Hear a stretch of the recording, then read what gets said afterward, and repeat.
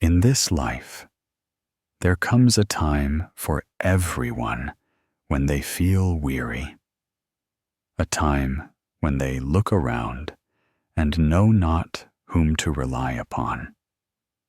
There are sleepless nights when the heart is heavy with nameless thoughts. The more one thinks, the more one suffers. The more one worries, the more sorrow one finds. Amidst the brightly lit city, there are countless lost hearts. Amidst the sounds of joyous laughter, there are lonely souls trying to force a smile. It seems that everyone in this world carries an invisible burden upon their shoulders. The burden of worries, the burden of responsibilities, the burden of things left unspoken. And then, in the quietest moment of the night, when all sounds have subsided and only the sound of one's own sectoi remains, one feels how truly weary the heart is. The more one matures, the less one speaks. The more one experiences, the more silent one becomes. For we understand that there are things which, if spoken, no one would comprehend, and sorrows that only we ourselves can understand. At times, one only wishes to find a truly quiet place, to take a truly deep breath, and to let go of all that troubles the heart.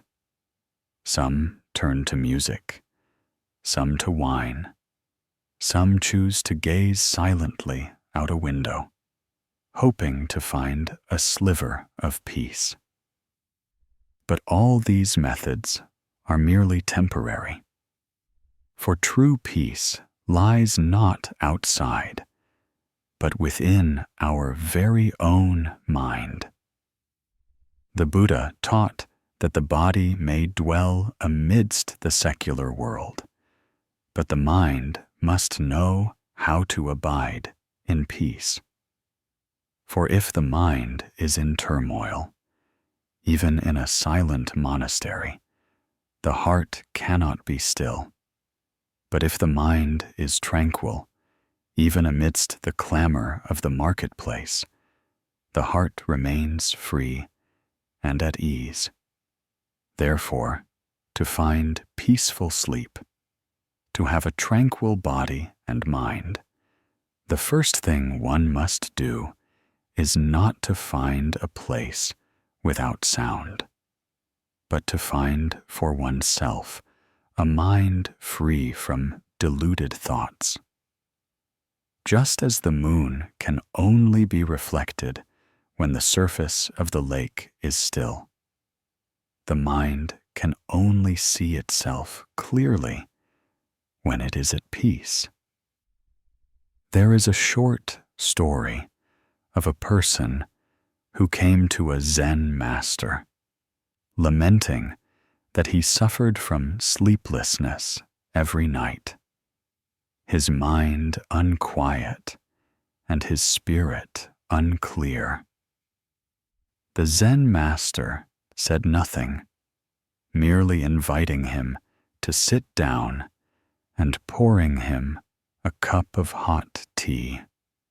The steam from the tea rose in wisps, its gentle fragrance pervading the silent space.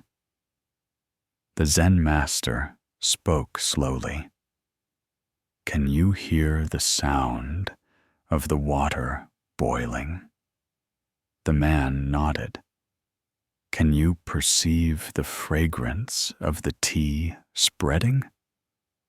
The man nodded again. The Zen master smiled. "Then your mind is here, in the present, hearing and feeling. When your mind is in the present, You no longer fear the past, nor worry for the future, nor think of gain and loss. In that moment, you will be able to sleep. Sometimes, the reason we find it difficult to sleep is not because the body is tired, but because the mind has not yet consented to let go. We worry for tomorrow. We regret what happened yesterday. We are angry at those who have hurt us. We reproach ourselves for things left incomplete. If the mind is filled with too much, how can there be room for peace to reside? It is like an overly cluttered room. If we keep holding on to old things, no matter how much we try to tidy up, it can never be clean. Only when we know how to clear things away, how to put them in order, how to let them go, do we find the space to breathe, to smile, to sleep, a truly peaceful sleep. The ancients said, "When the mind is at peace, all things are at peace."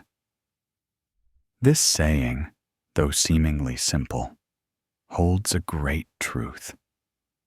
When the mind is serene, even adversity becomes a favorable condition.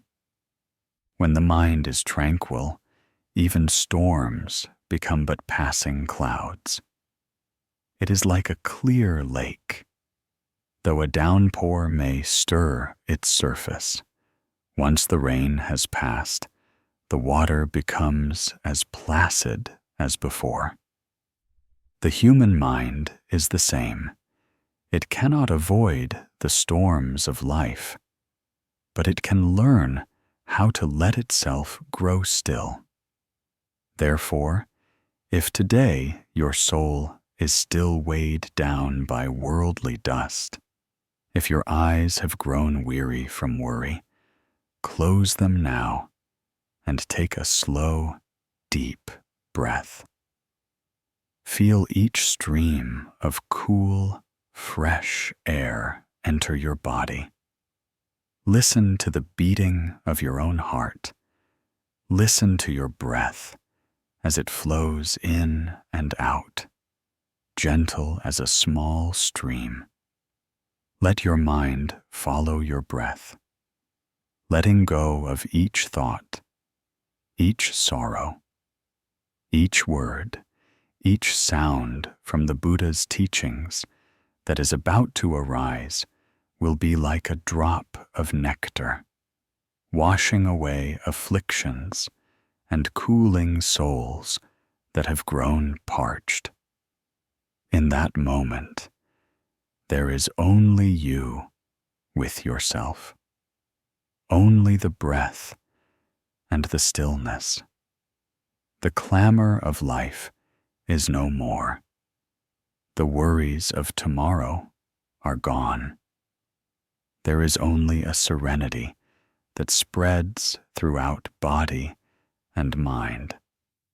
This is the moment you truly enter the realm of stillness, a place where the Buddha's teachings are not merely doctrine, but a clear, cool stream that nourishes the soul.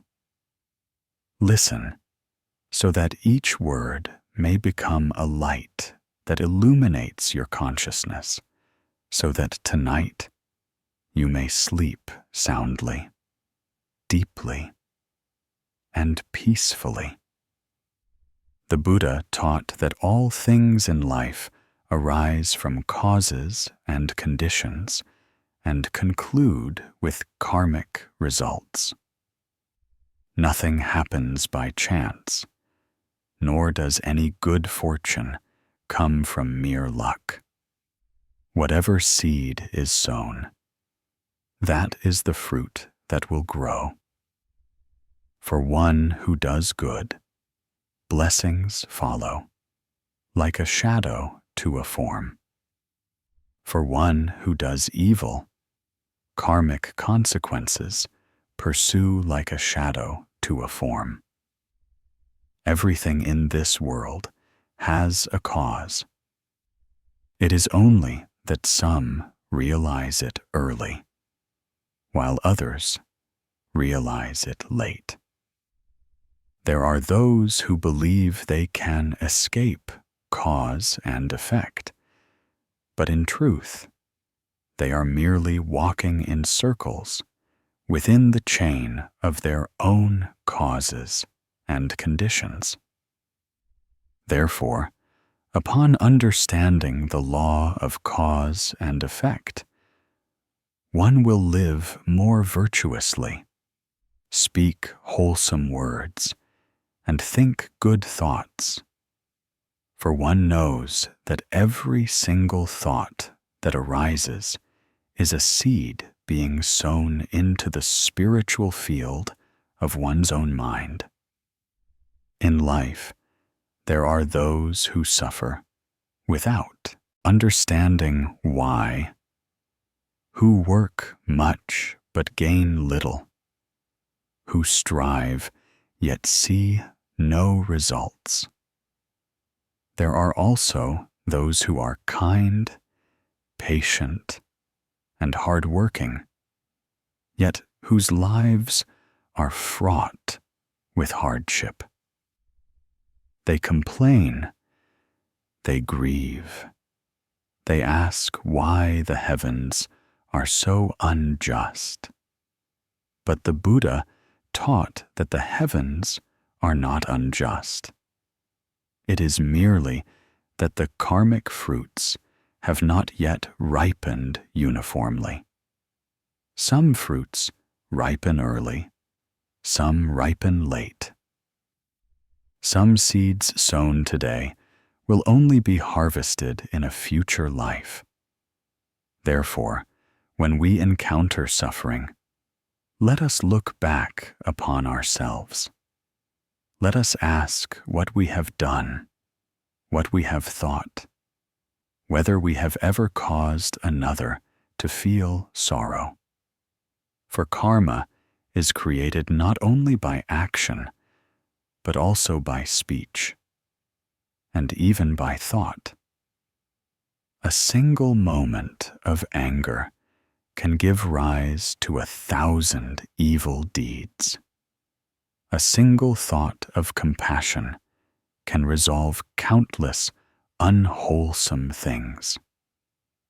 The Buddha taught, to know the causes of your past life, look at the fruits in this life.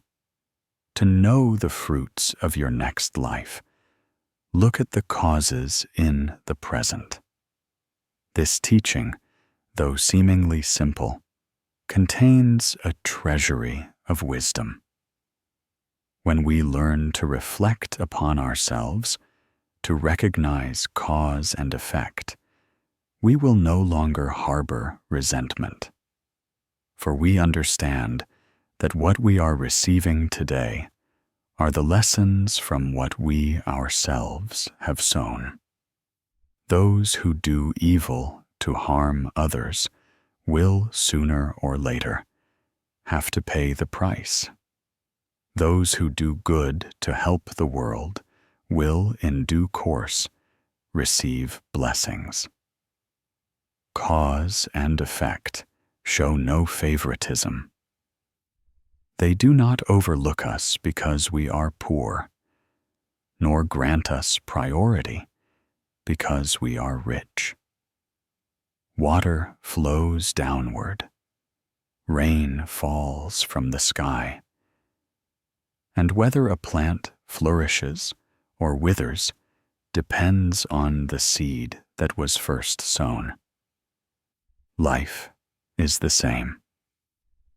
Those who sow wholesome seeds will have peaceful minds, peaceful bodies, and peaceful sleep. Those who sow evil thoughts, though they may lie on a warm mattress, will be haunted by frightful dreams. There is a small story from a remote countryside in a little market by the river, where every morning the calls of vendors selling vegetables would resound. Among them was an old woman named Tu. Everyone was accustomed to calling her Old Madame Tu, the vegetable seller.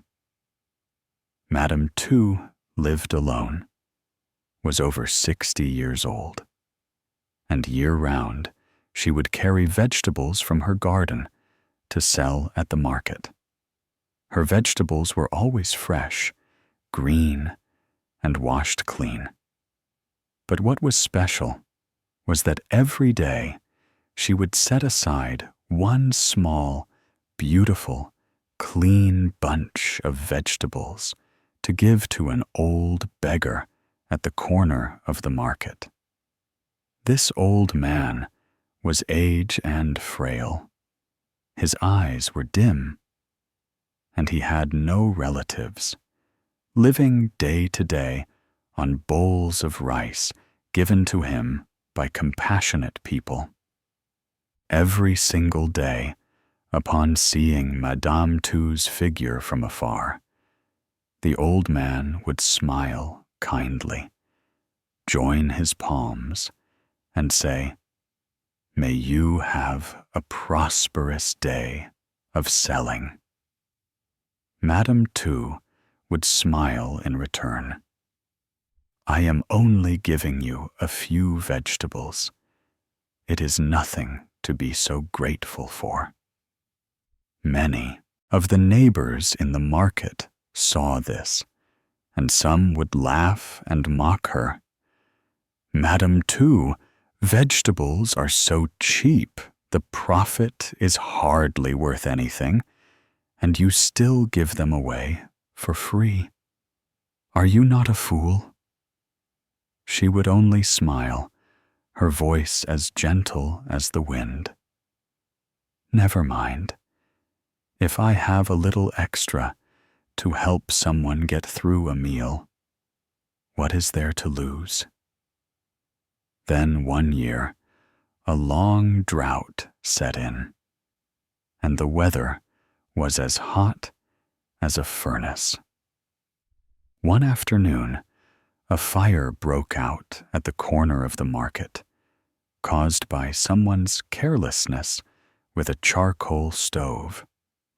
In just a moment, the flames spread wide, burning down almost the entire row of stalls.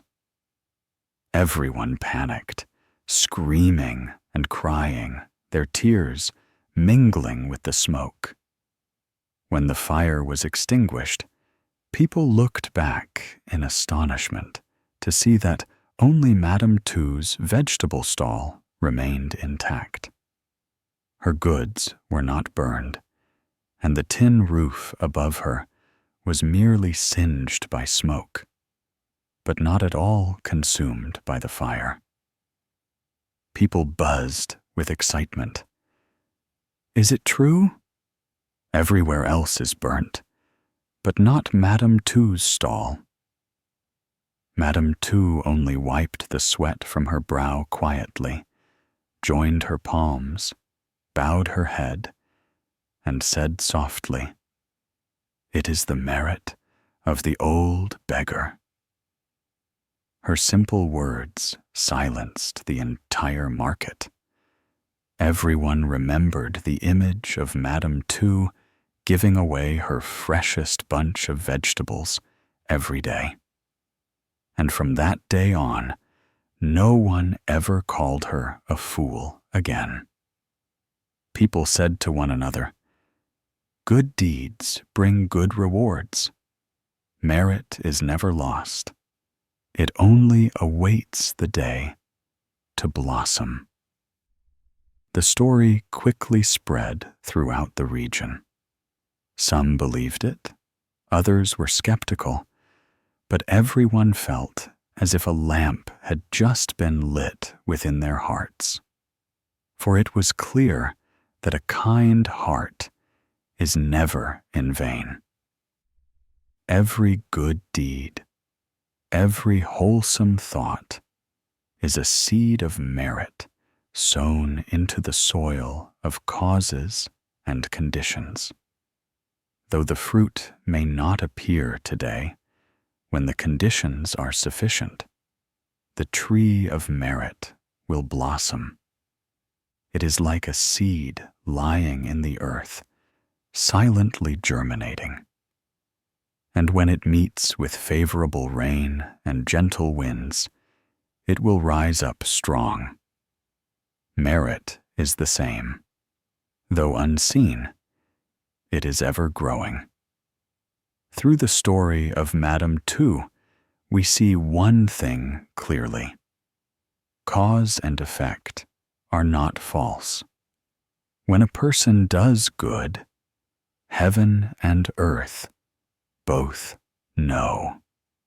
We may think it is only a bunch of vegetables, something small and insignificant, but it is precisely that sincerity of heart that transforms into great, wholesome karma. Karma does not distinguish between large and small. It only looks at the mind of the doer. If the mind is compassionate, a small act can become great merit. If the mind is selfish, a great act may generate no merit at all. The Buddha taught that a bowl of rice given with a pure mind is more precious than 1,000 taels of gold given for show. For the value of a wholesome deed lies in the heart, not in the form. In Buddhism, karma is not punishment, but a reflection. It is like a mirror that reflects back everything we have created. When we smile at someone, they will smile back. When we bring ill to someone, it will return to find us in another form. Perhaps not immediately. Perhaps it will have to pass through many lifetimes. But every cause will surely bear its fruit. Therefore, one who understands the way does not blame heaven or resent others, does not fault their circumstances, but looks back upon themselves. When they encounter suffering, they do not ask, "Why do I suffer?" but "What cause have I sown?" When they encounter favorable conditions, they are not complacent, but know to be grateful, to dedicate the merit to preserve their blessings for a long time. The Buddha once said, "No wind can sway a mountain, just as no karma can harm a person who maintains a virtuous mind." The mind is the root of karma.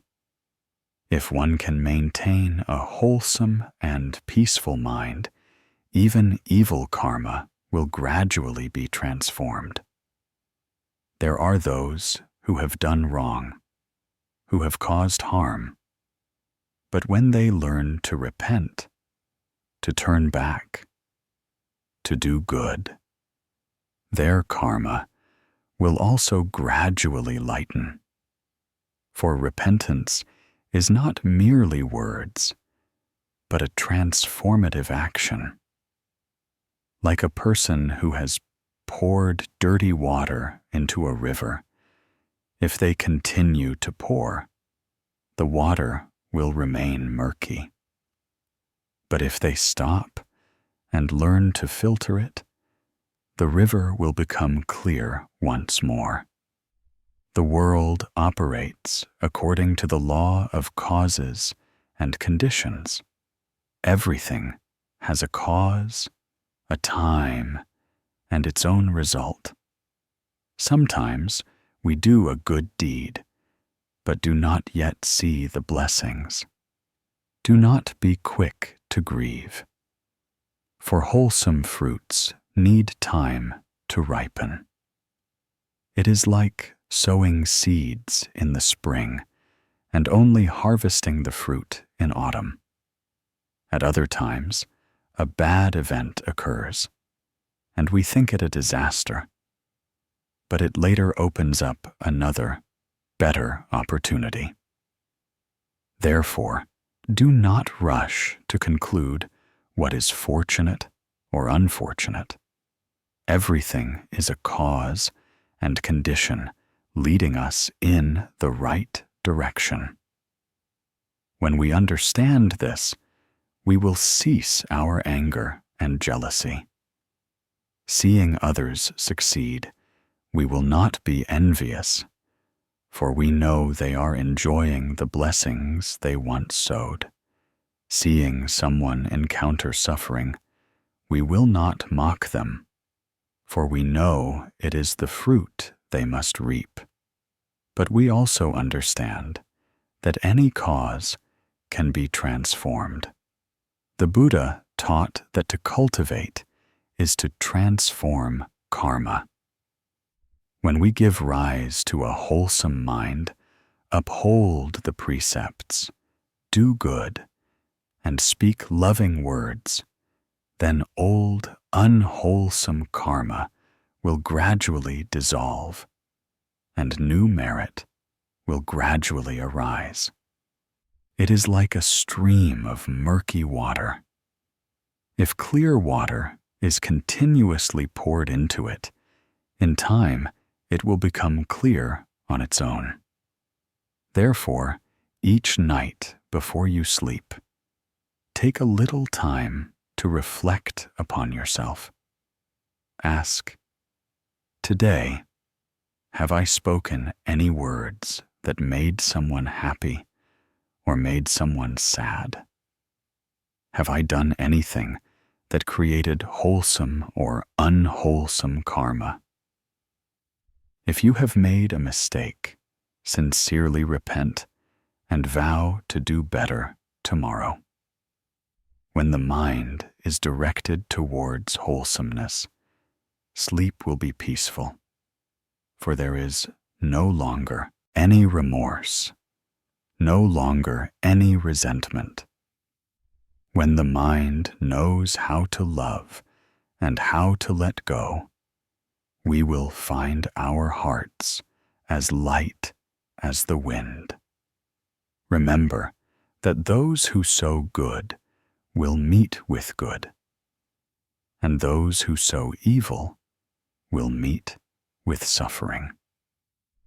No one can escape the law of cause and effect, but everyone can transform it. A person's life is like a river. At times, the water is murky. At times, it is clear. What is important is knowing how to direct the current toward the light. If every evening we sow a wholesome thought, speak a word of gratitude, do a small deed to help another, then every morning when we awaken, life will be a little lighter, a little more peaceful. The Buddha said, "When the mind is at peace, the body is at peace. When the body is at peace, all things are auspicious.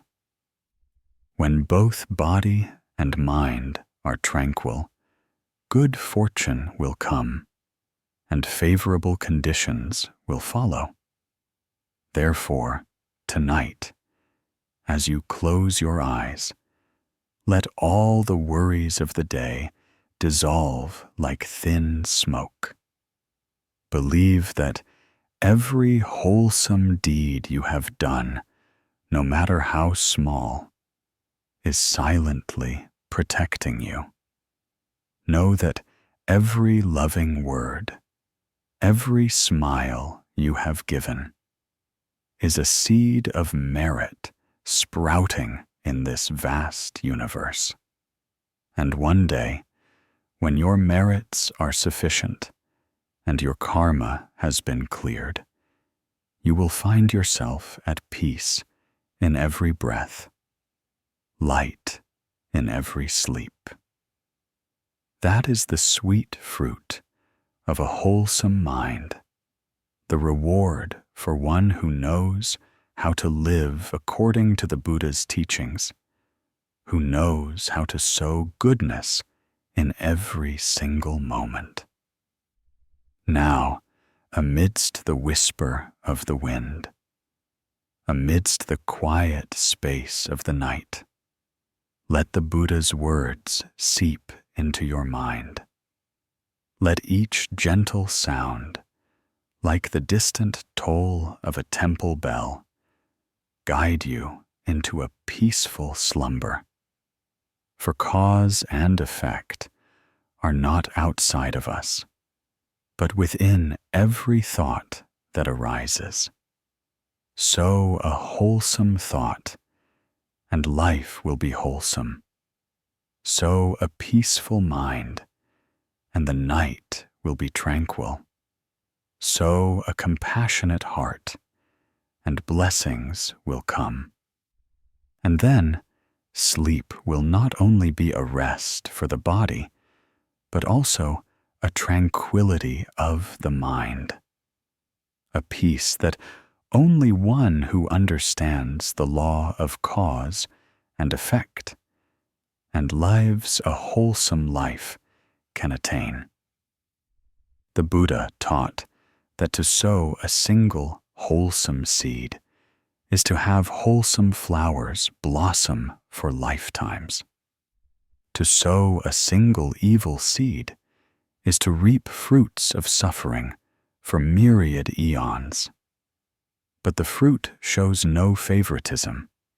It comes neither early nor late, but manifests only when the conditions are sufficient. In this life, there are things we do and then forget. But heaven and earth, causes and conditions, and the force of karma forget nothing.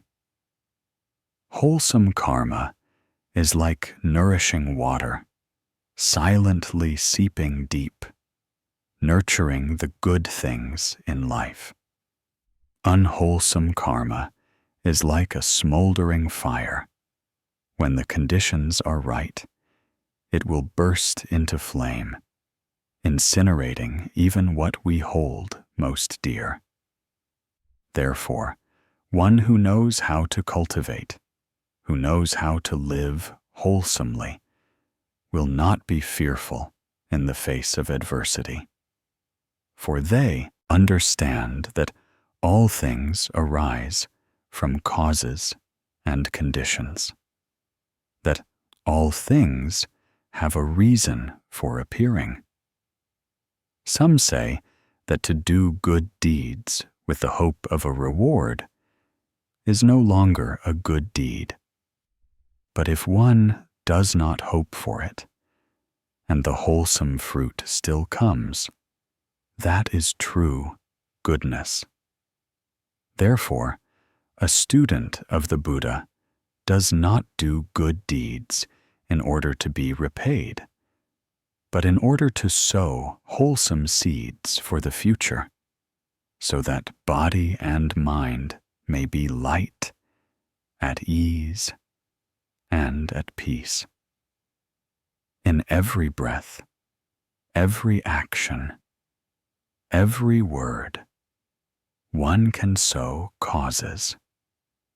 A kind word, a small act, can sometimes become the condition that saves a person, can sometimes be the bridge between suffering and happiness.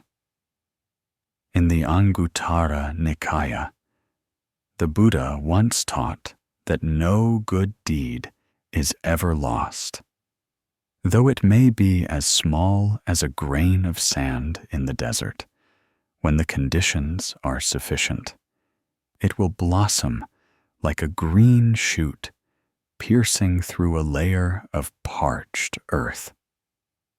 This saying reminds us that though the world may change, though the human heart may be complex, the principle of cause and effect always exists, like a law of the universe. One who has a kind heart is naturally protected by the heavens. One who commits evil, no matter where they hide, their karma will find them. Today, amidst the worries of life, we sometimes mistakenly believe that good does not triumph over evil, that good people often suffer losses while the wicked enjoy benefits. But that is only a view seen in a fleeting moment. For cause and effect are measured not in days or months, but by the mind and by conditions. A cause must meet with a condition to bear a fruit. A person who sows a wholesome cause but encounters adverse conditions may not see the fruit manifest immediately, but that seed remains, awaiting a day with enough sun and enough rain. It will sprout. Today's story is a testament to that very principle. It is the story of a scholar and a debt of gratitude from 20 years past. The story is as simple as a river flowing through a village, yet it holds within it a profound lesson about a wholesome heart, about cause and effect, and about the wondrous nature of kindness. On a cold and rainy night long ago, the sky was as black as ink, with only the faint glimmer of oil lamps cast from the thatched roofs along the river. The scholar, Nguyen Van Khai, was returning home after a lecture at the school. The village path was flooded and mired in mud, and the wind blew with a biting chill. As he crossed the small wooden bridge over the river, he heard a desperate cry. A woman had slipped and fallen into the swift current. Without a second thought, he rushed forward, threw off his long tunic, and leaped in to save her. The murky water pulled strongly, but with strength and composure he brought the woman to shore. The woman trembled, her face pale, unable to speak. He simply took off his coat, draped it over her, and said gently, "Go home now. The night is very cold. To have saved your life is more precious than anything." When she tried to ask his name, he only smiled, shook his head, and quietly departed.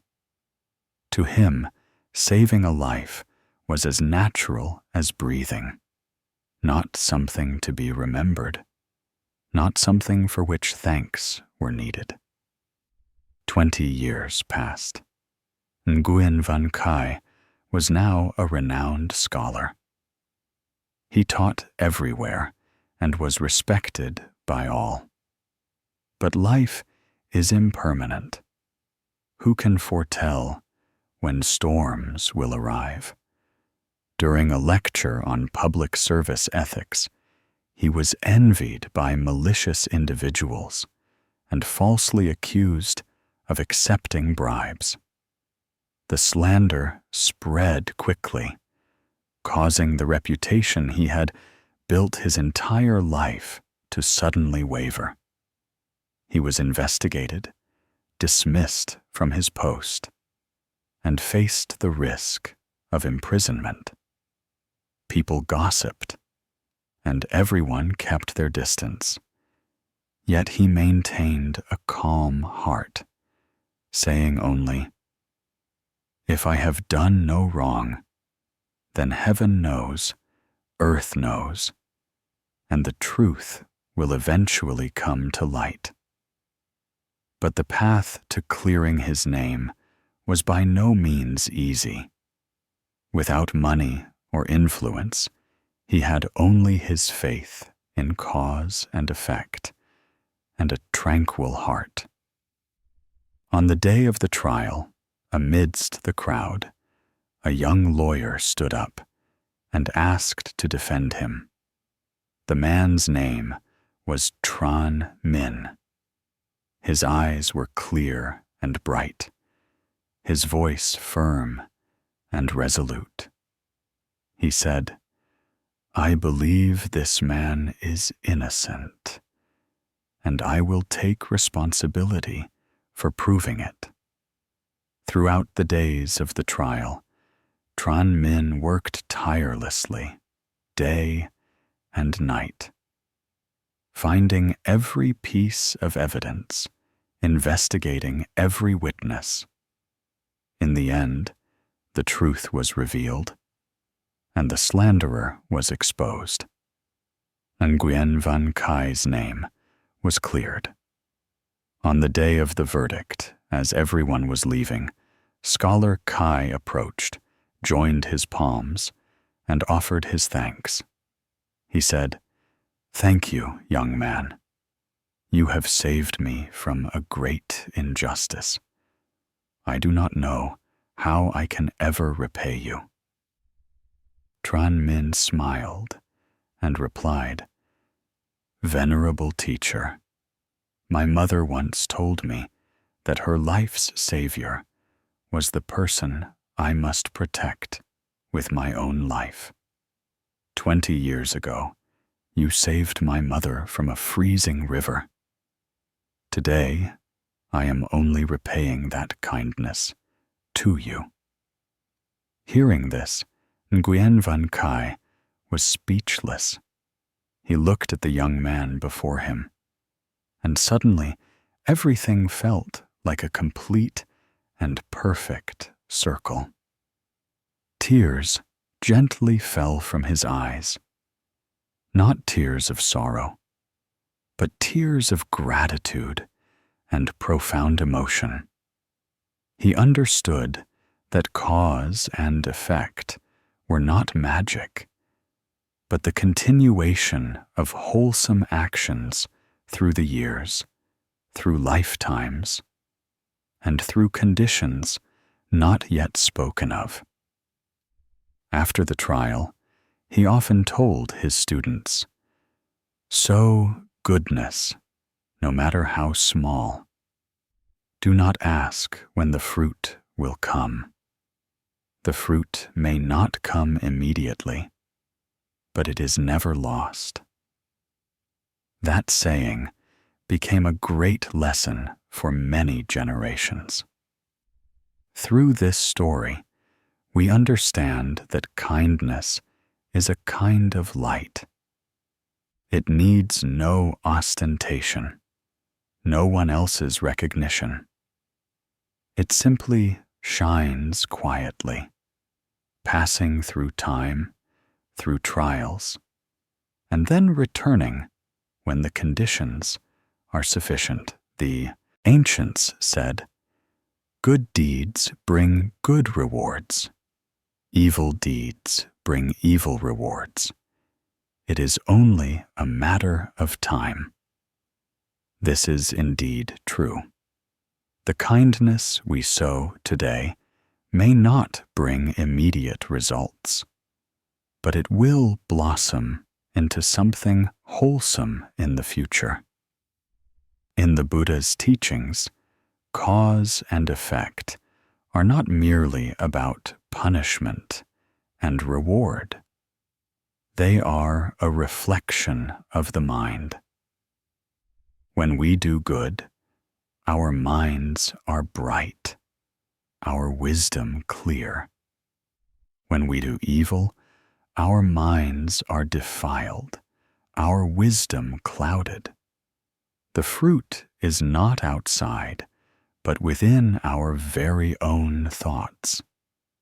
Every time we give rise to a wholesome thought, we have changed our own destiny.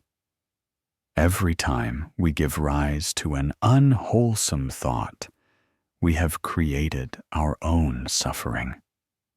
A person who knows how to cultivate is a person who knows how to choose the seeds for their mind. They do not choose hatred, do not choose jealousy, but choose love, forgiveness, and gratitude. For they understand that if the mind is the soil, every seed will sprout. Wholesome seeds bear flowers. Unwholesome seeds grow thorns. What we sow, life returns to us. For this very reason, a person of wisdom does not complain. When they encounter suffering, they understand it is the fruit of past causes. When they encounter good fortune, they know it is the result of wholesome conditions they have sown. They are not arrogant in gain, nor despondent in loss, because they trust that all things are guided by cause and effect. What comes, let it come. What goes, let it go. Like a flowing river, it cannot hold on to a single drop of water, yet it nourishes the entire plain. In life today, we sometimes feel weary when we see kindness seemingly forgotten. But if we maintain a wholesome mind and keep faith, heaven and earth will find a way to arrange things. Kindness is not lost, only temporarily hidden. Wholesome karma does not wither, but merely awaits the day to blossom. Trust that every good deed we do today, no matter how small, is a prayer sent to the high heavens. We may not see the result immediately, but somewhere, someone has been saved, has been warmed, has had their suffering eased because of our wholesome heart. And when the conditions are sufficient, that blessing will return in another form, as gently and profoundly as the way scholar Kai was saved by the very condition he himself had once sown. Therefore, before sleeping, close your eyes and think of the good things you have done during the day.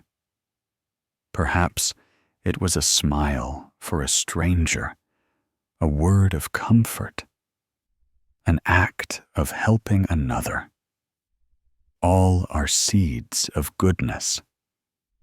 When the mind is directed toward what is wholesome, sleep will be peaceful, the body will be tranquil, and life will gradually brighten. One who sows goodness needs not pray for luck finds its own way to them. One who lives wholesomely fears not suffering, for suffering is merely a condition for learning a greater lesson. Remember that cause and effect do not spare us for even a second. Every thought, every word, every action is weaving the thread of our life. If we weave with goodness, the fabric of our life will be bright. If we weave with evil, it will be dim and tattered.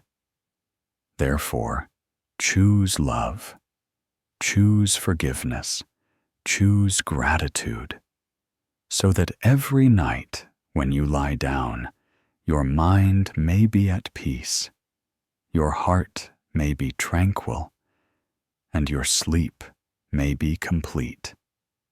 May all who are listening to these teachings of the Buddha tonight be at ease, sleep in peace, and awaken in the light of a new day full of wholesome conditions.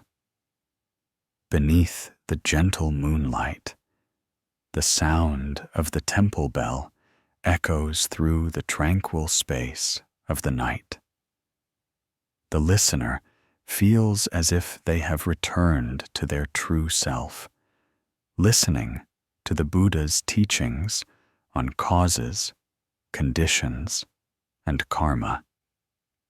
The Buddha once said, "For one who sows a wholesome seed, though 1,000 eons may pass, the wholesome fruit will still blossom. For one who sows an evil seed, though they may flee to the ends of the earth, the fruit of suffering will still find them." Therefore, whenever our hearts are filled with resentment, whenever we feel we have been wronged, let us ask ourselves, could this be an old debt, an ancient condition, returning to be resolved? In this life, no two people meet by chance. Every encounter, every relationship is a condition stemming from distant past lives. In the endless stream of rebirth, no one escapes the law of cause and effect. Some live wholesomely, yet encounter suffering. Some have created evil karma, yet now enjoy wealth and status.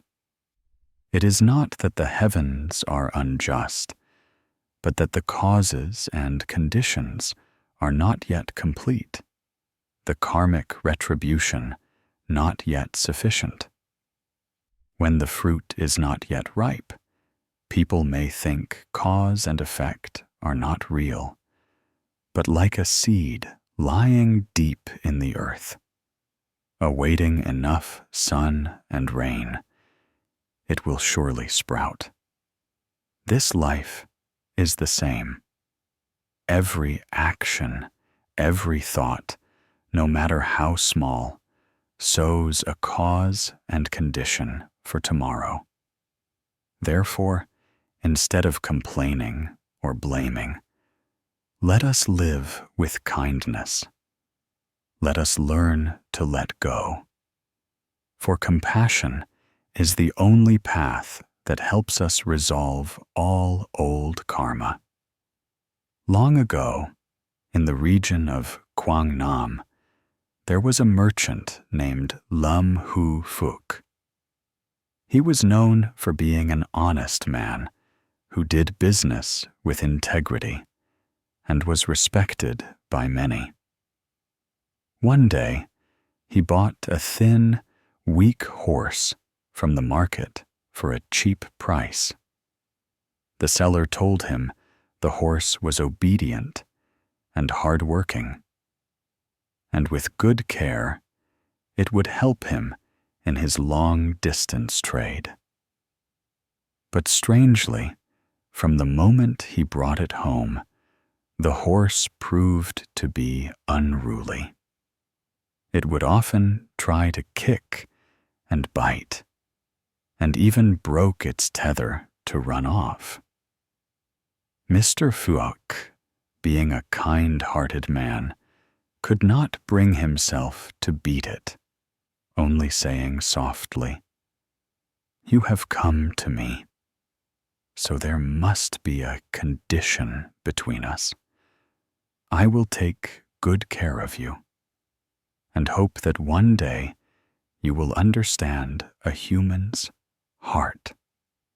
But strangely, the kinder he was to it, the more ferocious the horse became. The servants in his house told him, "Perhaps you should sell it. Keeping it may bring you harm one day." But he only smiled. "Everything in this world has a reason. I believe it came to me to teach me something." One afternoon, as he was leading the horse to the stream for a drink, he happened to meet a monk on his alms round. The monk stopped, looked at the horse for a long time, and then said slowly, "Excellent, excellent. This horse has not come to you without reason.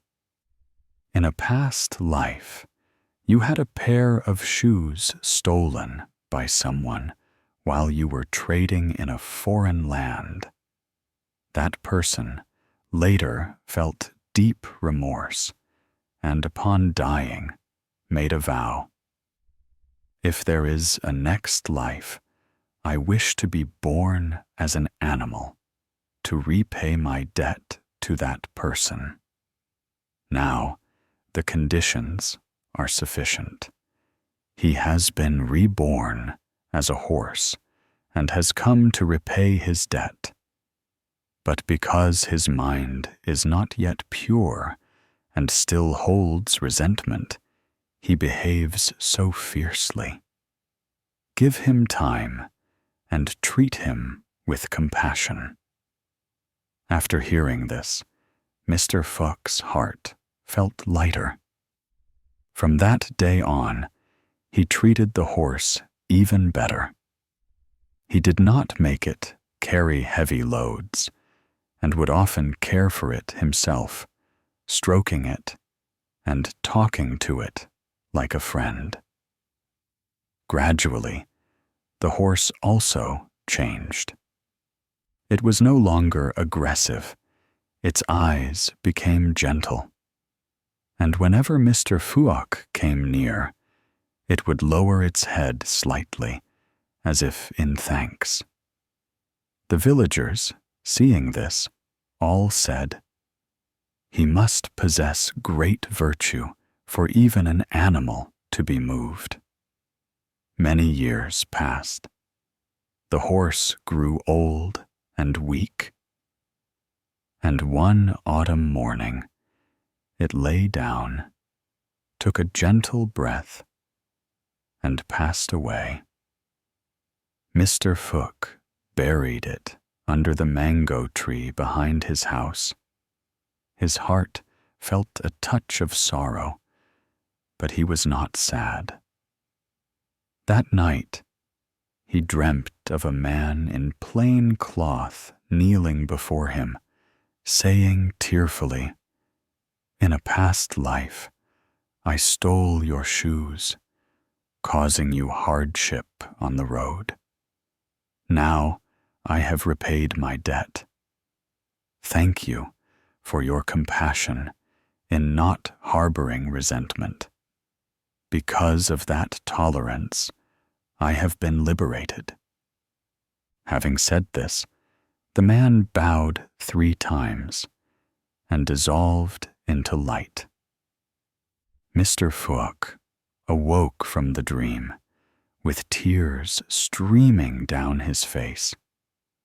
He understood that whatever comes to us, whether human or animal, whether kindness or enmity, is never outside the law of cause and effect. It is not only humans who have souls. All living beings have consciousness.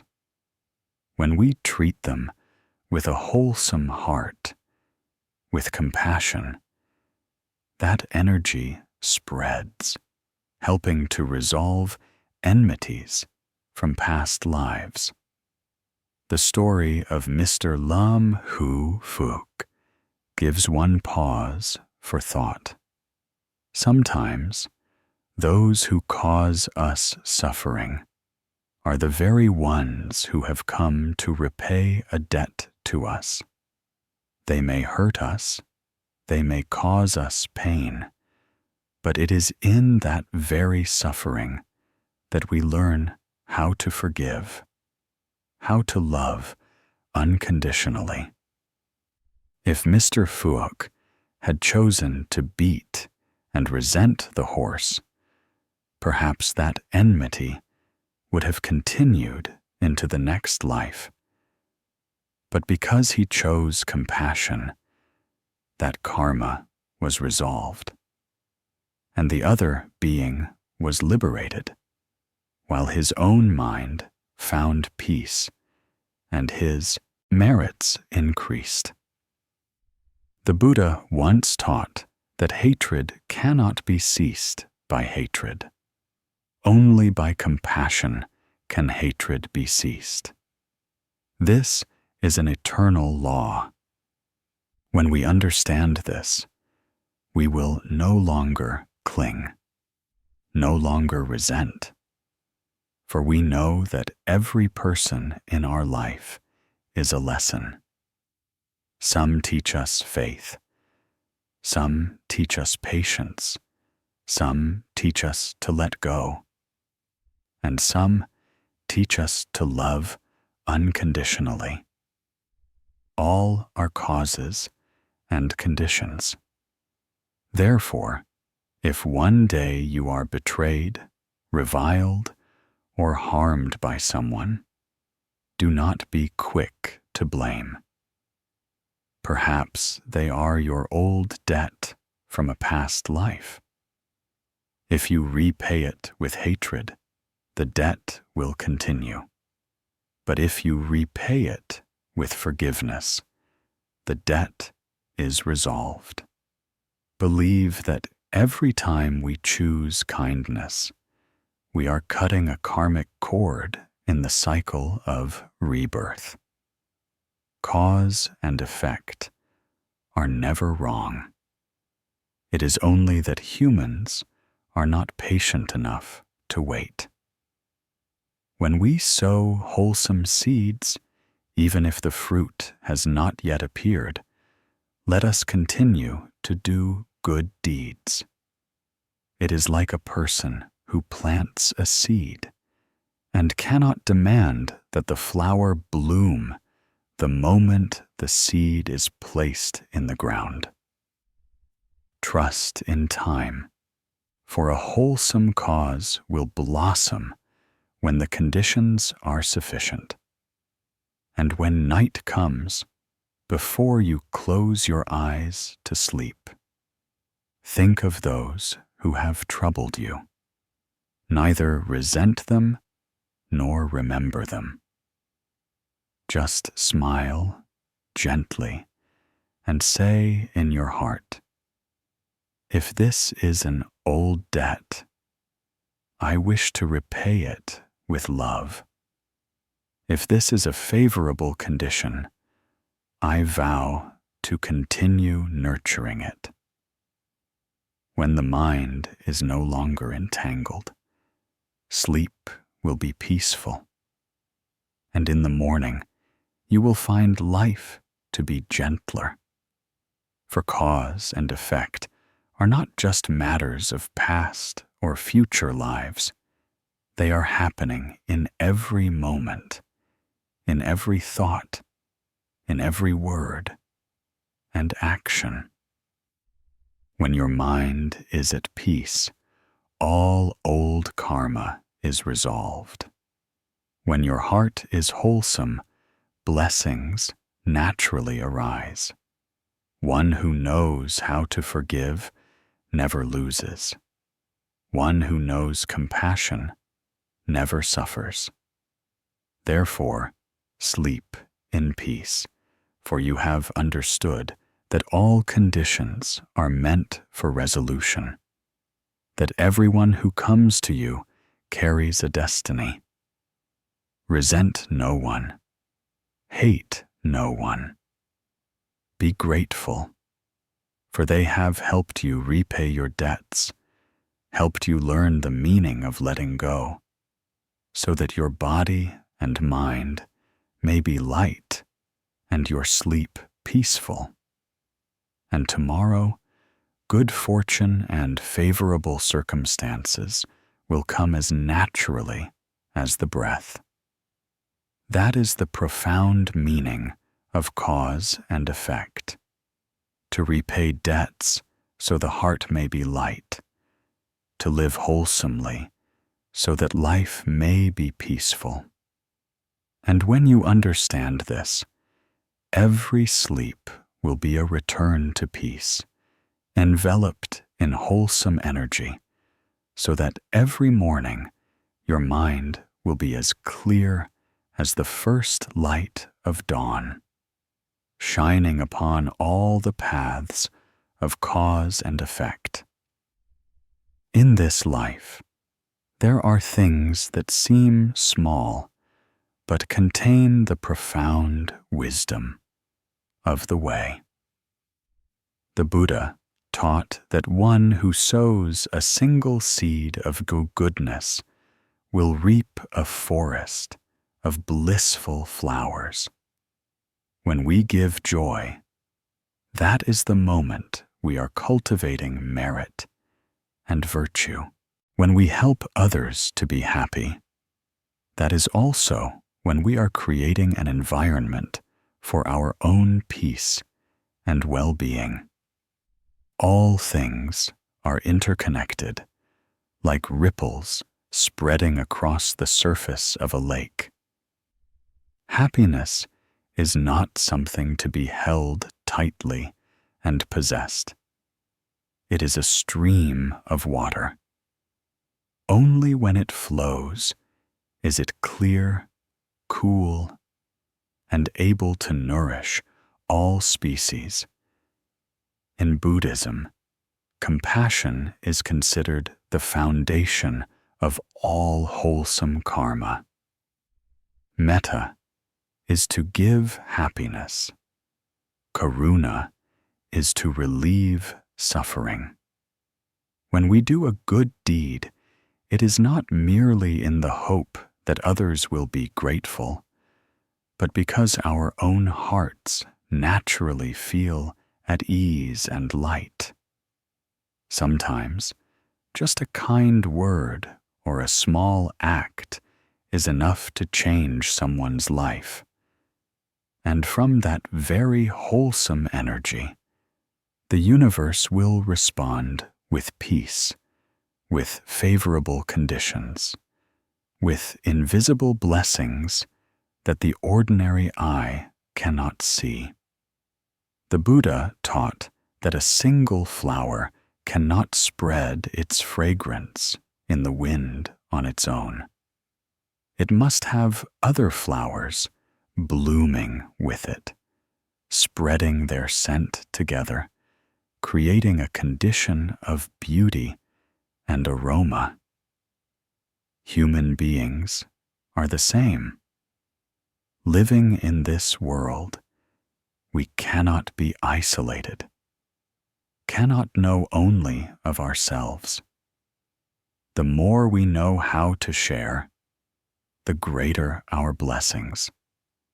The more we know how to give, the fuller our hearts. The more one clings, the more one fears loss, and the more one loses. The one who dares to open their heart, who dares to let go, gains even more. This is the paradox that only one with wisdom can perceive. Long ago, in the southwestern region, there was an old farmer named Sao Bin. Everyone in the area knew him as a kind, hard-working man with a very green thumb. Whatever tree he planted, it grew well. Whatever seed he sowed, that seed would sprout, verdant and lush. He was particularly famous for a delicious variety of sweet corn. His corn had kernels that were a vibrant yellow, large and round.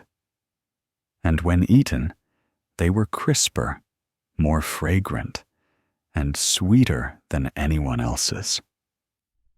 Every year, people from the region would come to ask for seeds to plant, but many were also hesitant, fearing he kept the secret for himself.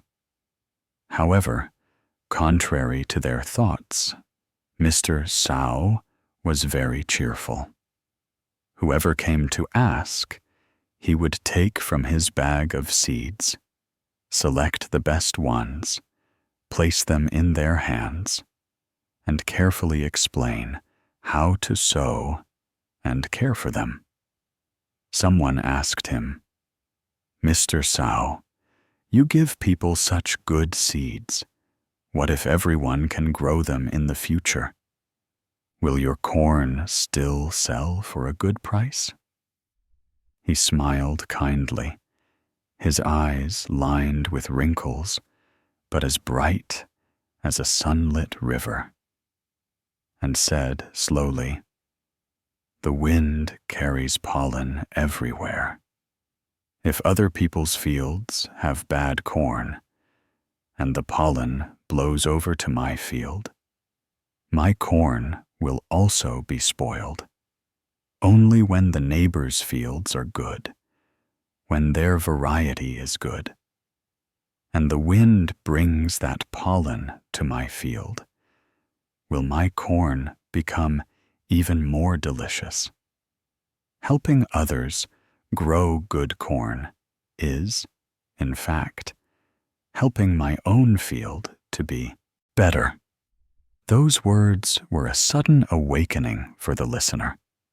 It turned out that helping others was not about losing anything, but about making one's own surroundings healthier and better. From that, one also reaps the benefits.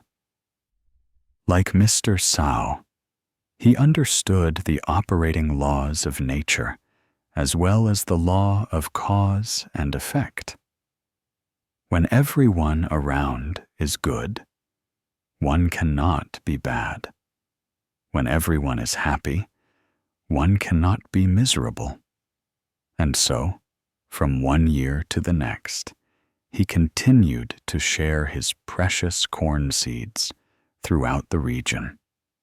To the poor, he gave them for free.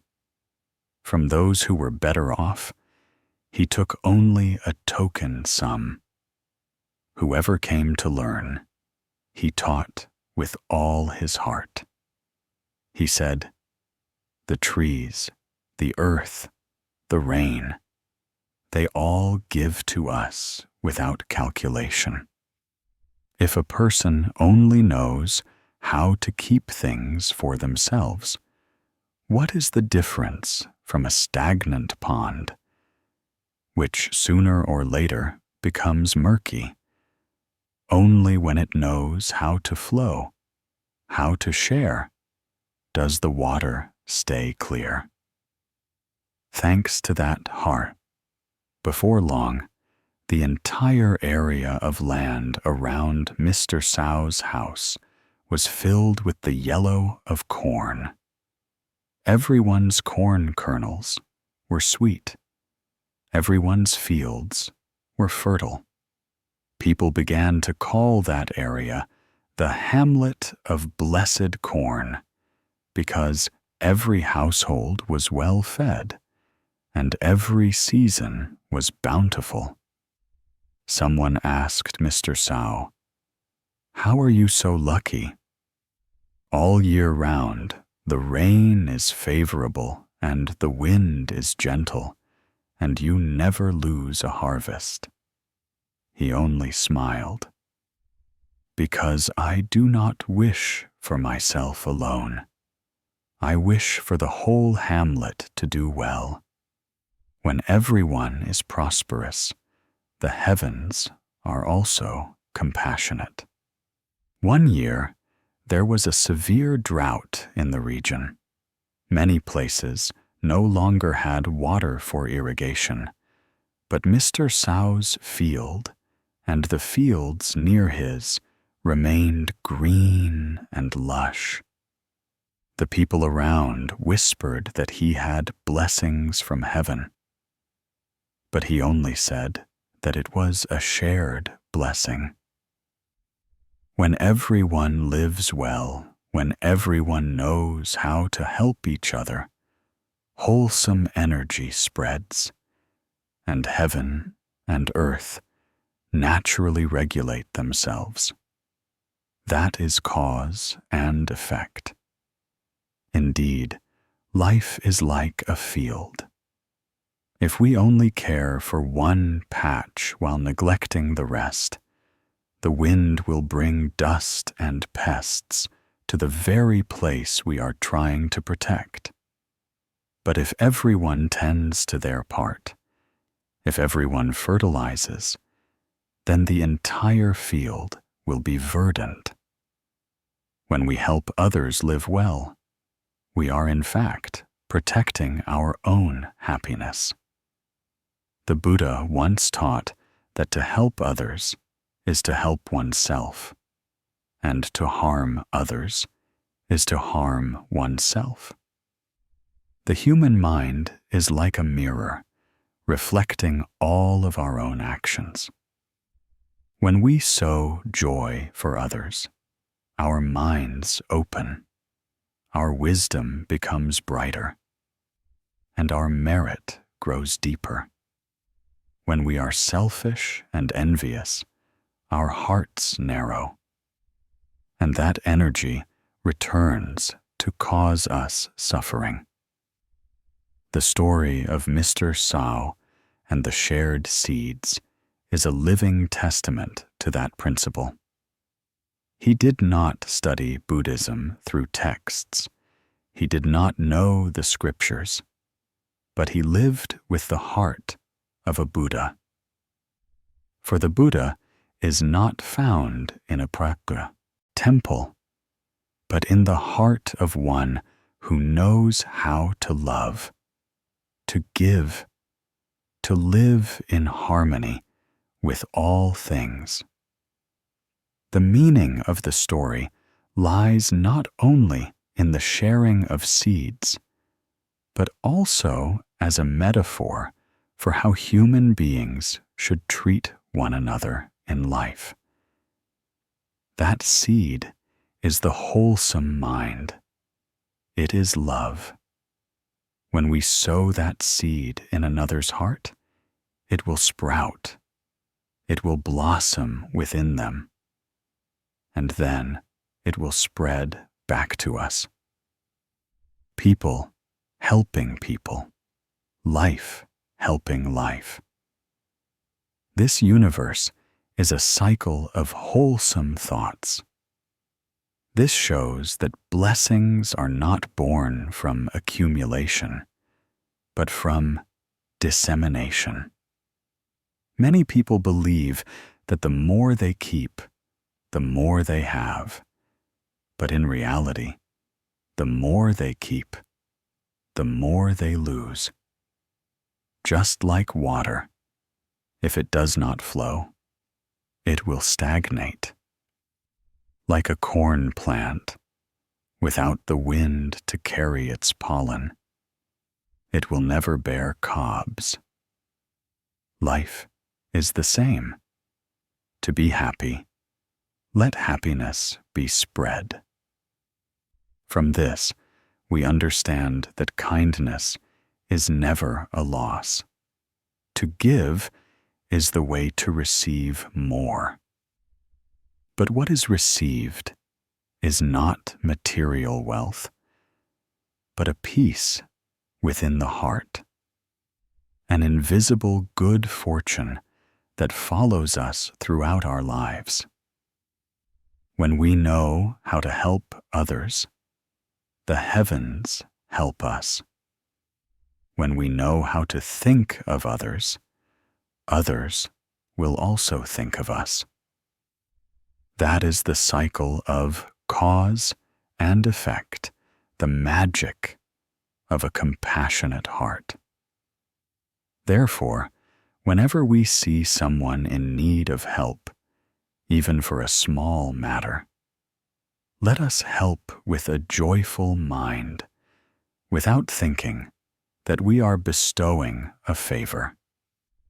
Let us see it as doing it for ourselves. When helping others, think that we are sowing a seed of merit. When praising others, think that we are scattering flowers upon the path. When forgiving, think that we are unlocking our own hearts. One who knows how to give never suffers. One who knows how to share is never poor, because when we live with an expansive heart, merit arises from it. When we live with a narrow heart, karma increases from it. This life does not require much calculation, only to know how to love, how to understand, how to live with genuine wholesomeness. And naturally, all things will become favorable. Therefore, every night before sleeping, think about the day that has passed. Have I helped someone to be happy? Have I spoken any words that lightened another's heart? Have I shared anything good? If so, smile, for that is merit sprouting.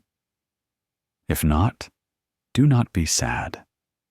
Simply give rise to a wholesome thought, and tomorrow there will be another opportunity. Remember that happiness comes not from what we have, but from what we give. Like Mr. Sao, the more he gave, the more he received. Not in material things, but in joy, in peace, in the love of others. That is the sweet fruit of a wholesome seed. Therefore, tonight, as you lie down, let your heart be gentle.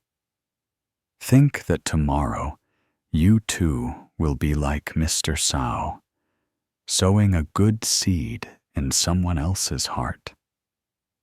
It may be a kind word, a smile, or simply an act of patience. Though small, when the wind of causes and conditions blows, it will travel far and then return, making your own life sweeter. Believe that the universe never fails a kind person. Believe that helping others is to sow merit. Believe that living wholesomely is the only path to a tranquil body and mind, to a sound sleep, to awakening tomorrow in good fortune and the light of compassion. For when we know how to share, we are harmonizing with the very breath of heaven and earth. And in that breath, the mind is at peace, life is at peace, and blessings are ever complete. The Buddha taught that in human life there are 4 types of people: those who go from darkness into darkness, those who go from darkness into light, those who go from light into darkness, and those who go from light and maintain themselves in the light. This may sound simple, but hidden within these 4 types of people are 4 paths of the mind, 4 roads of cause and effect upon which each of us is walking, whether consciously or unconsciously. Some are born into suffering, live in suffering, and then die in the darkness of ignorance. Some have gone astray, have fallen into the abyss of wrongdoing, but thanks to a single wholesome thought, they turn back and find the light within themselves. There are also those who have lived wholesomely, who have been respected, but then because of greed, anger, or delusion, they lose their integrity, lose the light within their minds.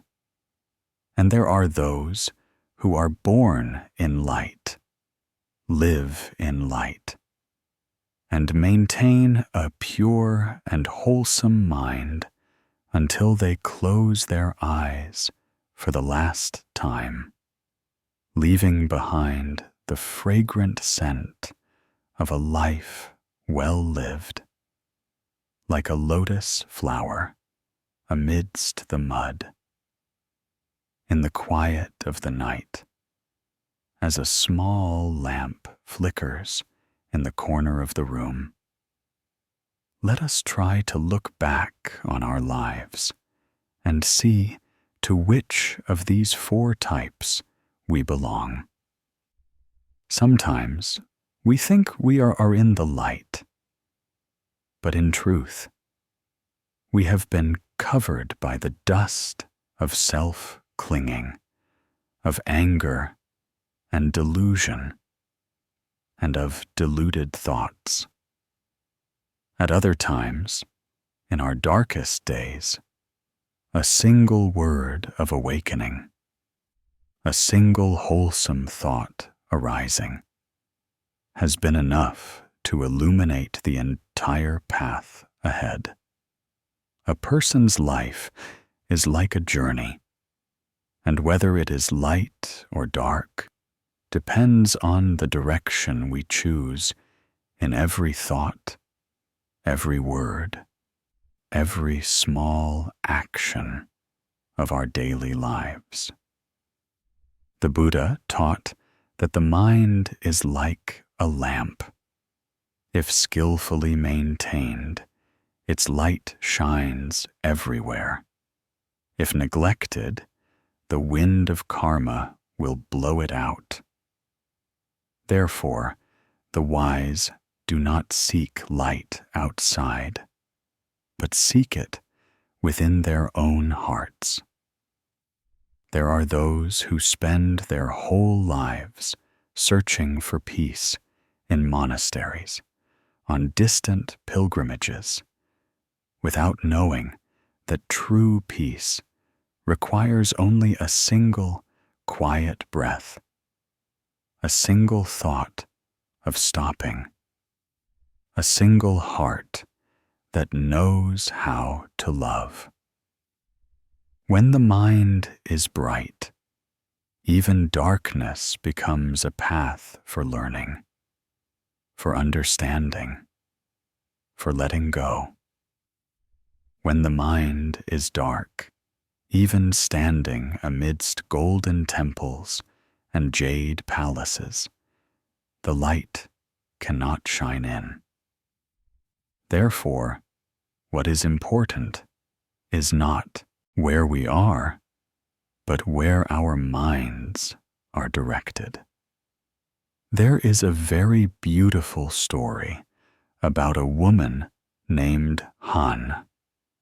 She was born in a poor village in the central region, and her childhood passed amidst scorching sun and torrential rain.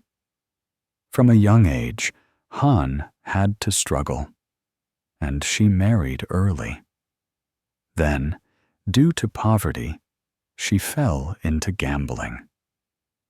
In the afternoons, after the market closed, Han would sit at the small tea house at the head of the village, her eyes red, her hands trembling, holding lottery tickets, hoping that luck would change her life.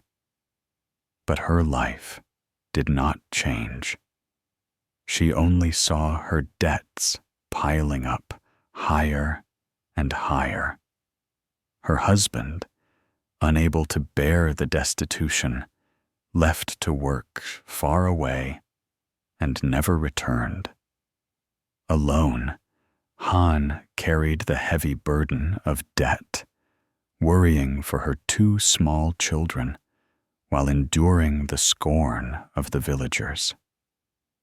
Every single night, Han could not sleep. She would toss and turn, her mind filled with only the numbers of her debts and the sound of reproachful voices. Once, out of sheer exhaustion, Han considered taking her own life. But at that very moment, she heard the sound of the temple bell ringing in the wind. The sound seemed to touch her heart, like an invisible hand gently waking her. The next morning, she went to the small temple at the head of the village, where there was a kind-hearted nun who often taught people to recite the Buddha's name and to meditate. At first, Han just sat silently and listened, her heart still full of turmoil. But the nun said, "Child, try to breathe gently, to watch your own breath. When you breathe in, know that you are breathing in. When you breathe out, know that you are breathing out. Each breath is a miracle, for it gives you another chance to live." At that moment, Han cried. Her tears flowed not from suffering, but from the realization that she had never truly lived. For all those years, she had only chased after money, after luck, after illusions, and had forgotten her breath, forgotten herself. From that day on, Han began to go to the temple regularly. She practiced meditation, practiced chanting sutras, and learned to let go, little by little. Whenever she felt troubled, she would go and sit under the Bodhi tree behind the temple, watching the leaves fall, listening to the sound of the wind, and then smile gently.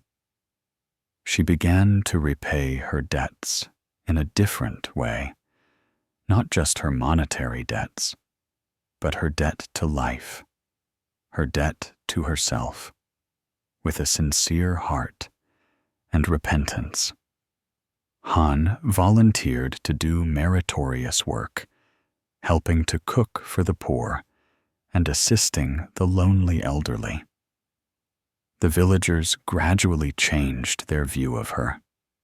No one called her Han the Gambler anymore, but used the affectionate name Han of the Compassionate Heart. A few years later, she set up a small tea stall in front of the temple, serving pilgrims for free. She greeted everyone who came with a kind smile. When someone asked why she did this work without taking money, Han would simply reply, "In the past, I went from darkness into darkness. Now, I only want to go from darkness into light. I know that when I help cool another's heart, my own heart is cooled as well."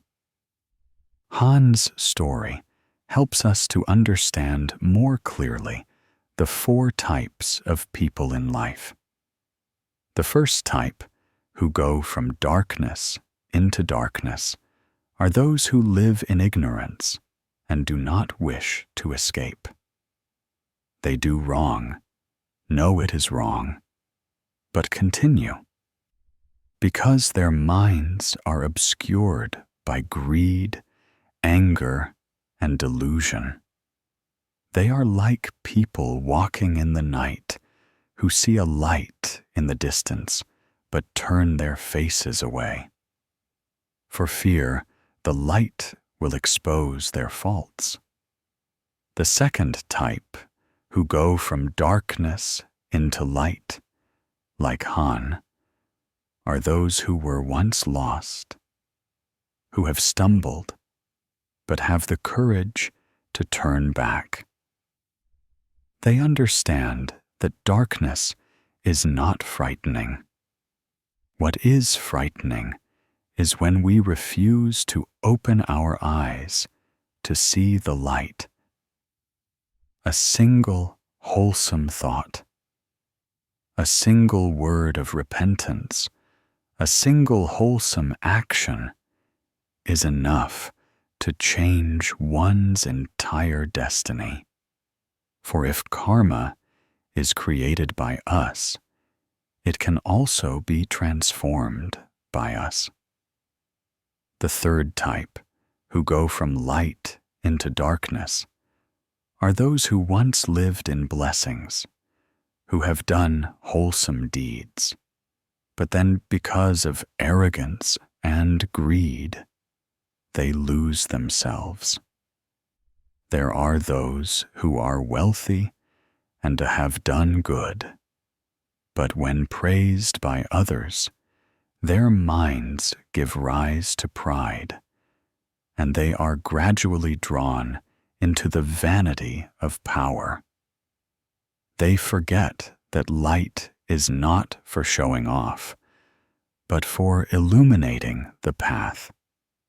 When the light is obscured by the ego, then even if one's house is full of gold and silver, the heart remains dark. And finally, the fourth type, who go from light into light. These are the people who are born with wholesome seeds within them, and know how to preserve those seeds until the end of their lives. They are not swayed by praise or criticism, not moved by money or power. They live simply, peacefully, knowing how to love others, how to help the world. And when they depart from this realm, they leave behind a warm light in the hearts of others. 4 types of people, 4 paths. Where are we on that journey? Perhaps today we are in darkness, but if we have faith, if we have a wholesome mind, we can still emerge into the light. Or perhaps today we are in the light, but if we are heedless, we will enter into darkness. Life is impermanent. All things change. Therefore, let us be wakeful in every moment, for with just a single thought of light, the darkness dissolves. Through Han's story, we see that light does not come from afar, It comes from realization, realizing our faults, realizing our suffering, realizing the wrong path we are on, and having the courage to stop. That act of stopping is the first step of enlightenment. Enlightenment is not something esoteric. It is when we understand cause and effect, understand that everything that happens is a lesson for us to return to our true selves.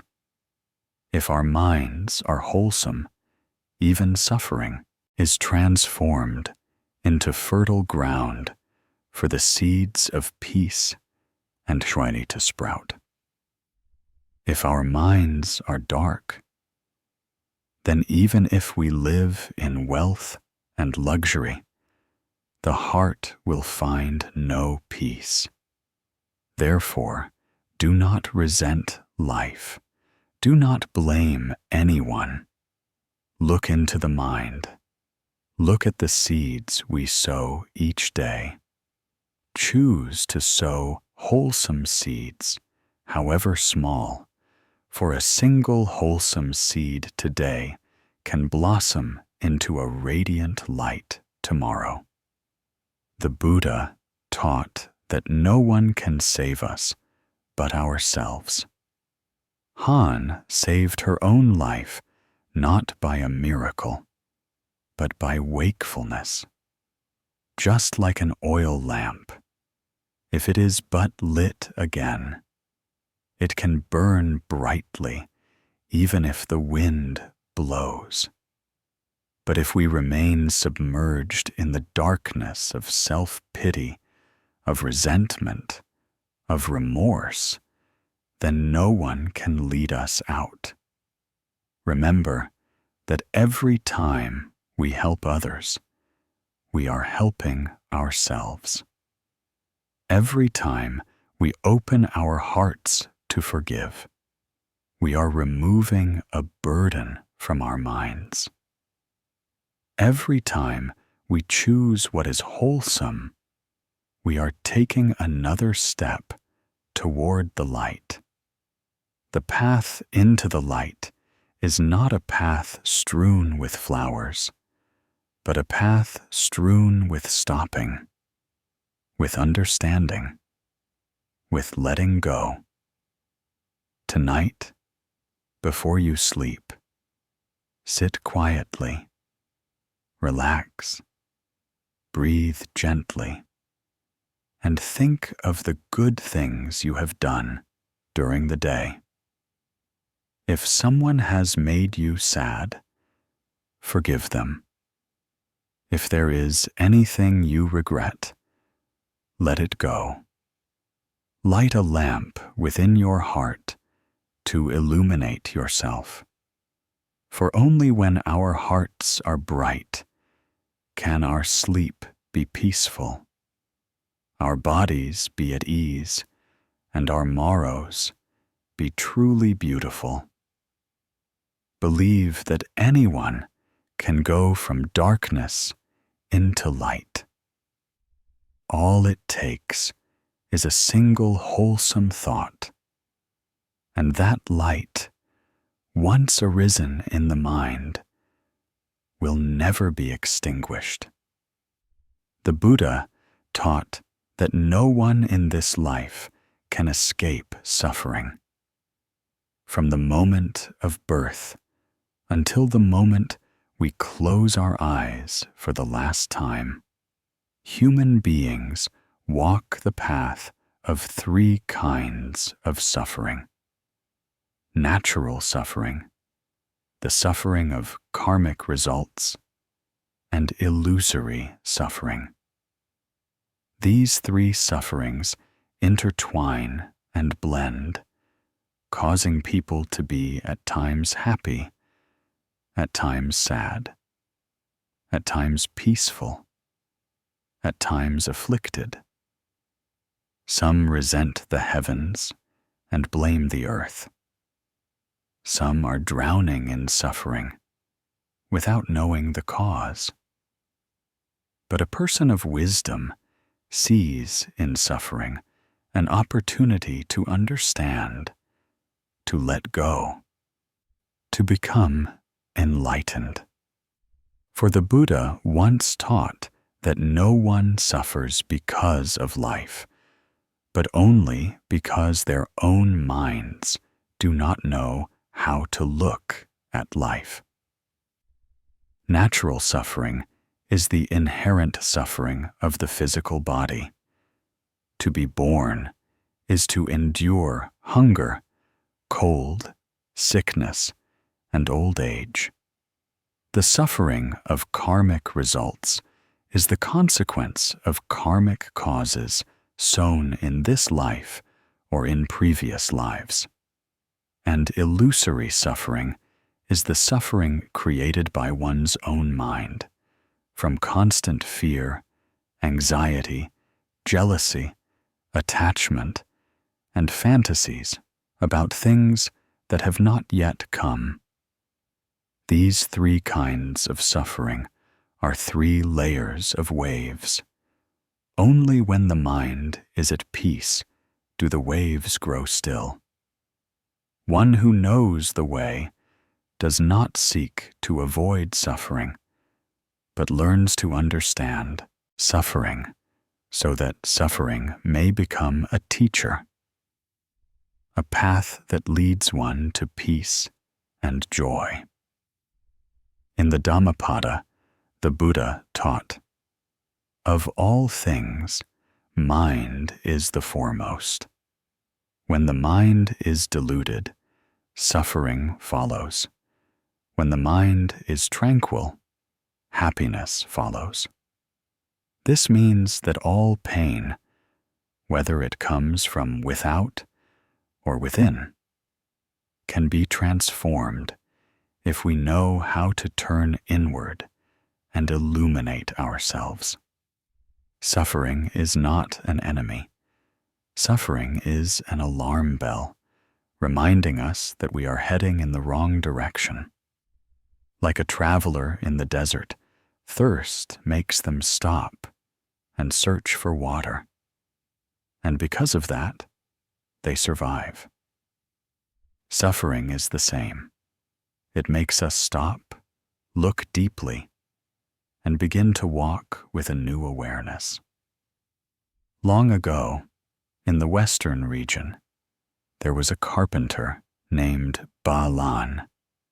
The name sounded gentle, but his life was anything but. From youth to old age, he lived in hardship and toil, never having a moment of ease.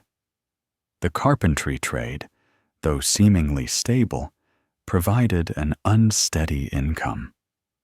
Sometimes people paid him too little.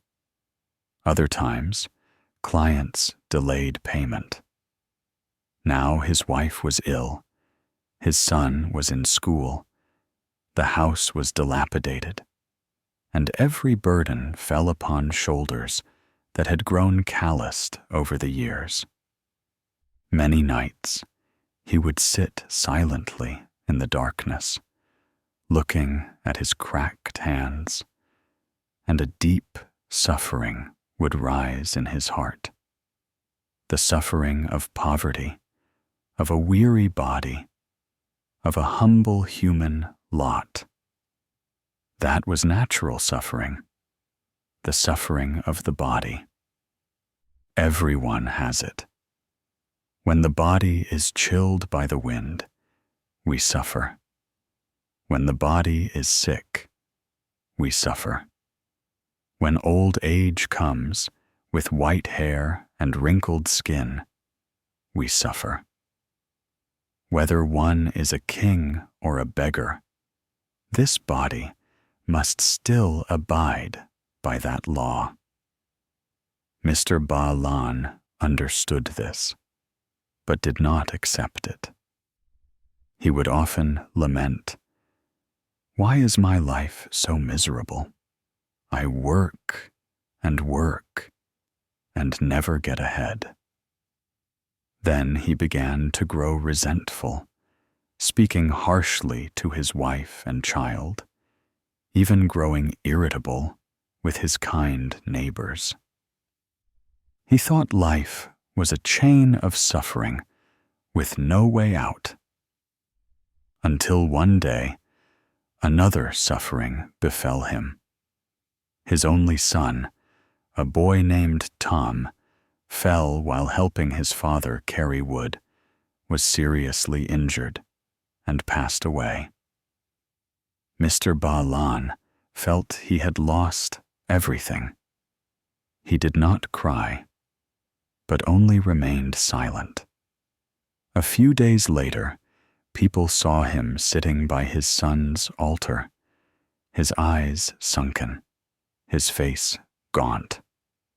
Everyone in the village felt compassion for him, but no one dared to offer comfort, for the pain of losing a child is something no words can soothe.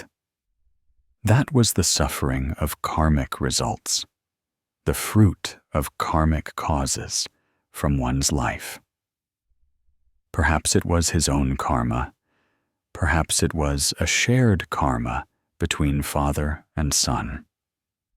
Worldly people see only the consequence, but the Buddha sees the causes and conditions. Some losses come to repay a debt. Some sufferings come to awaken us, to help us realize something deeper about impermanence and the heart of letting go. But at that time, Mr. Ba Lan did not understand. He only knew he was falling into the darkness of despair. After his son's funeral, he gave up his trade and wandered aimlessly day after day, having lost all interest in life. Whenever anyone asked, he would only reply, "I have suffered enough. What else is there to lose?" One afternoon, he stopped at the gate of the village temple. The sound of a bell rang out in the quiet space, spreading like a ripple and touching his mind. In the temple courtyard, an old monk was sweeping leaves. Seeing him standing silently, the monk called him in, poured him a cup of tea, and invited him to sit. The monk asked, "You have suffered a great deal, have you not?" He nodded, and tears fell.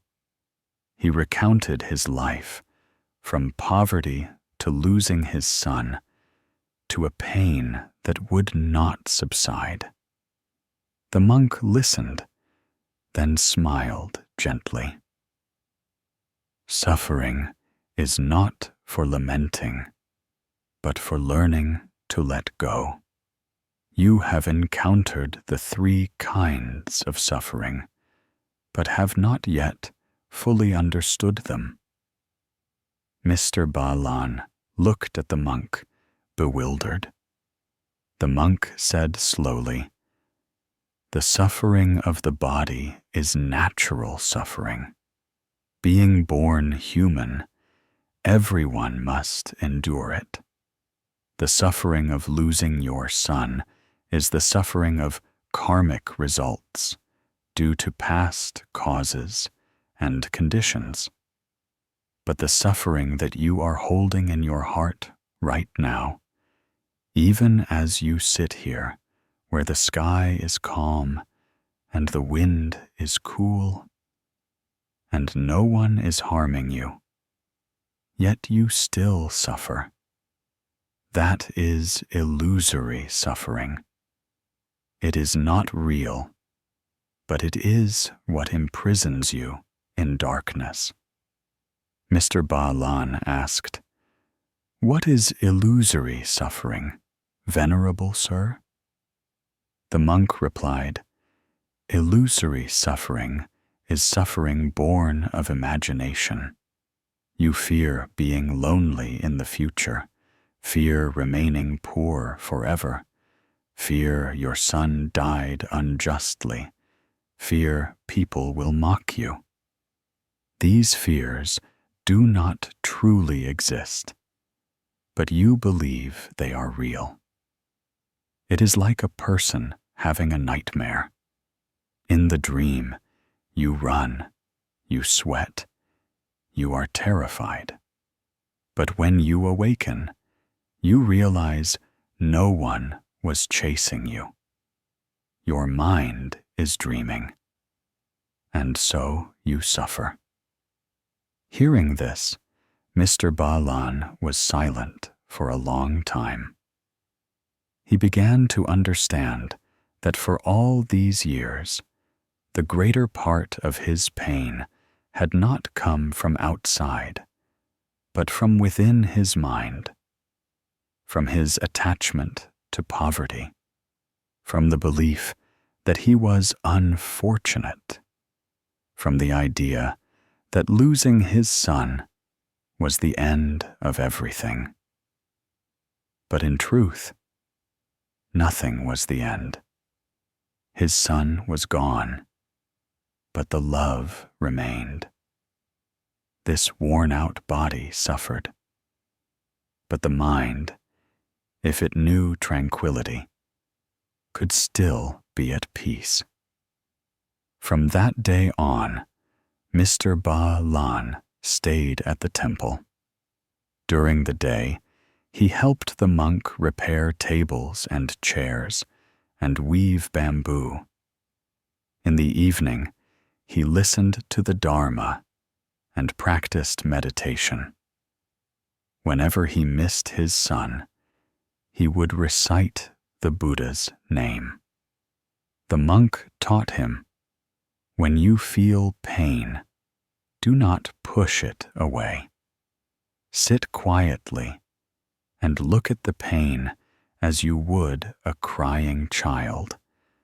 When you look deeply, you will see that the pain is also just a stream of water, and it will eventually flow away. Gradually, his face became gentle, and his eyes grew brighter. The villagers who went to the temple were all surprised to see him. He was still the same Ba Lan of years past, but he seemed to have changed. When someone asked if his wife was still suffering, he only smiled. She is, but I know what suffering is, so it no longer makes me fall. The story of Mr. Ba Lan is a true image of human life. Natural suffering is the part of the body. The suffering of karmic results is the part of karma, and illusory suffering is the part of the mind. Everyone has these three kinds of suffering, but only those who know how to contemplate are not bound by them. For if we do not understand, we will resent, cling, and fear, thereby creating more suffering for ourselves. But if we understand, we will know how to use suffering as a teacher. Natural suffering helps us to appreciate our health, to cherish every breath, every day we are alive. The suffering of karmic results helps us to awaken to causes and conditions so that we do not sow evil seeds. Illusory suffering helps us learn to be mindful, to not let the mind wander in deluded thoughts. When we see the root clearly, we will see that suffering is also just a part of life, not frightening, not something to be avoided. The Buddha taught that knowing suffering is the beginning of wisdom. The person who dares to look directly at suffering without running away, has already walked half the path to peace and joy. For in suffering there is a cause, and in that cause lies the seed of enlightenment. When the body hurts, we learn how to love the body. When the heart hurts, we learn how to love others. When the mind is deluded, we learn how to be clear. All are lessons. For this very reason, during sleepless nights, instead of lamenting your fate, try sitting quietly and listening to your breath. With each inhalation, know that you are still alive. With each exhalation, let go of a worry. If the body is weary, cherish the body. If the mind is heavy, let it be light. Close your eyes. Imagine the light of compassion shining throughout your body, soothing all suffering. When the mind is still, the body is also at ease. Do not fear suffering. Suffering comes to remind us to return. Just as rain comes to wash away worldly dust, suffering comes to wash the mind. Trust that no suffering is meaningless. Each suffering is a door, and when we pass through to the other side, there is peace. Remember the Buddha's teaching. In suffering, there is wisdom. In wisdom, there is peace. If we know how to contemplate, to live with right mindfulness, to love, to let go, we will no longer fear suffering. For at that moment, we understand that suffering and joy are but two sides of the same river. That river flows through us, but we are not the river. Tonight, if anyone is tossing and turning, burdened by worries, let your heart grow still. Whether it is the suffering of the body, of karma, or of the mind, it will all eventually pass. Light a lamp of understanding within your heart. For when we understand, we no longer fear. When we do not fear, suffering dissolves. And when suffering dissolves, peace and joy will naturally appear, like the moonlight reflecting on the placid surface of a lake. Live in peace, for suffering is a teacher, a friend, a guide who leads us to the shore of enlightenment. The one who understands suffering is the one who has begun to be happy. The Buddha once taught that the human mind is like the surface of a lake. When the water is stirred, the moon's reflection cannot be seen. When the mind is still, all things are clear. Likewise, this life is only truly comfortable when we know how to keep our hearts tranquil, not chasing after unnecessary things, not clinging to things we should not cling to. There are 7 things one should not do in life. If one can let them go, sleep will be light, the breath will be calm, and the heart will become at ease. In life, everyone has at some point wandered onto the branching paths of ignorance. Some spend their lives chasing after responsibilities and forget themselves. Some deceive themselves to avoid facing their pain. Some live for the opinions of others, only to lose the gentle nature that was originally theirs. Some are submerged in the past. Some fear making mistakes. Some are lost in sensual desire. Some waste time on things that are not worthwhile. These things may sound ordinary, but they are the very source of a weary body and mind, of sleepless nights and joyless days. Long ago, there was a man named Tuan. He was an office worker, living in a bustling city full of lights, but lacking the light of the heart. Tuan was naturally kind and diligent, but his entire life he only knew how to live according to the expectations of others. Every day he would wake before the sun was up, hurriedly put on his clothes, and carry a false smile to his workplace. He was afraid of being criticized, afraid of being forgotten, afraid of not being liked. He never dared to do what he truly wanted, nor did he dare to speak the true feelings in his heart. Then, one day, Tuan lost his job. Everything seemed to collapse. He felt empty, adrift like a small boat in a great storm.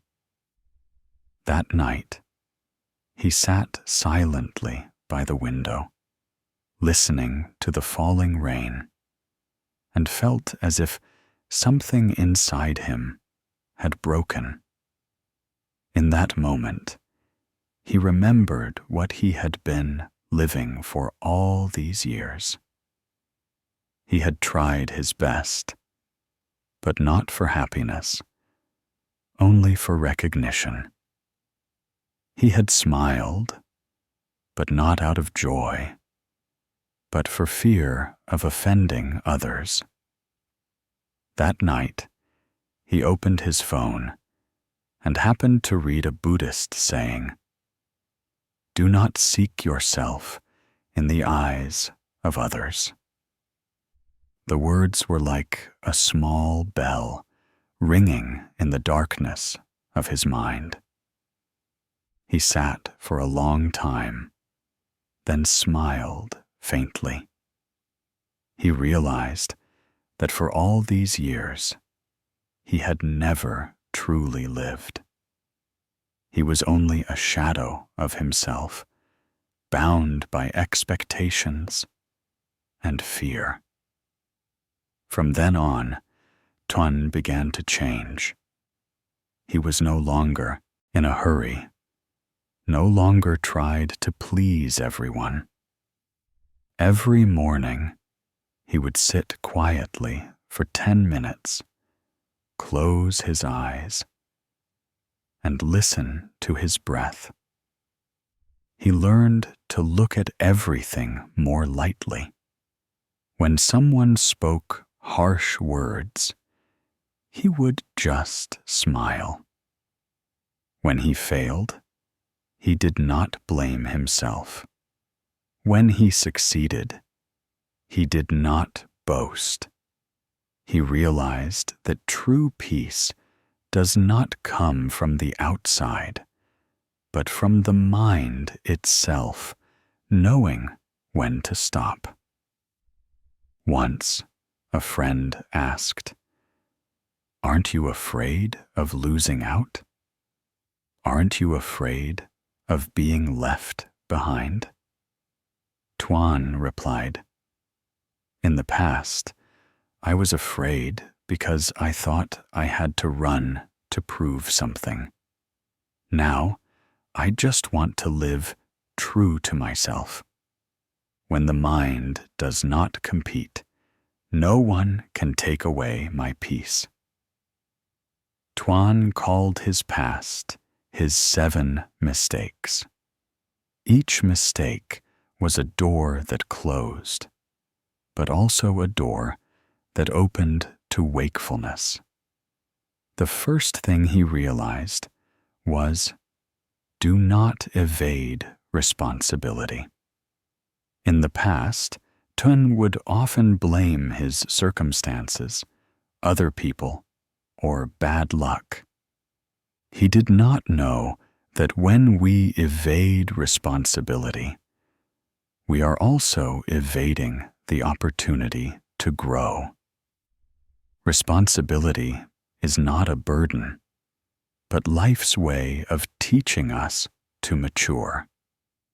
The Buddha taught that every action, every word, every thought creates karma. When we are willing to take responsibility, we are taking control of our own karma. No one can make us suffer if our hearts know how to accept and let go. The second thing Tuan learned was, do not deceive yourself. He used to say he was fine when his heart was full of hurt. He used to say he was happy, but tears would fall in silence. The Buddha taught that to deceive others is to create karma. To deceive oneself is to create suffering. For when we deceive ourselves, the mind can no longer be clear. The mind is like the surface of water. Only when it is clear can it reflect the moon. The truth may hurt us, but falsehoods lead us astray. So Tuan learned to be honest, even if only with himself. When he was sad, he admitted he was sad. When he was tired, he allowed himself to rest. When he was lost, he stopped to find the way. The third thing he realized was, do not try to become someone else. He used to look at life through the eyes of comparison. Seeing someone better, he felt inferior. Seeing someone lesser, he felt arrogant. But then he understood that no one is born to be a copy of another. Each person is a flower that blooms in its own way.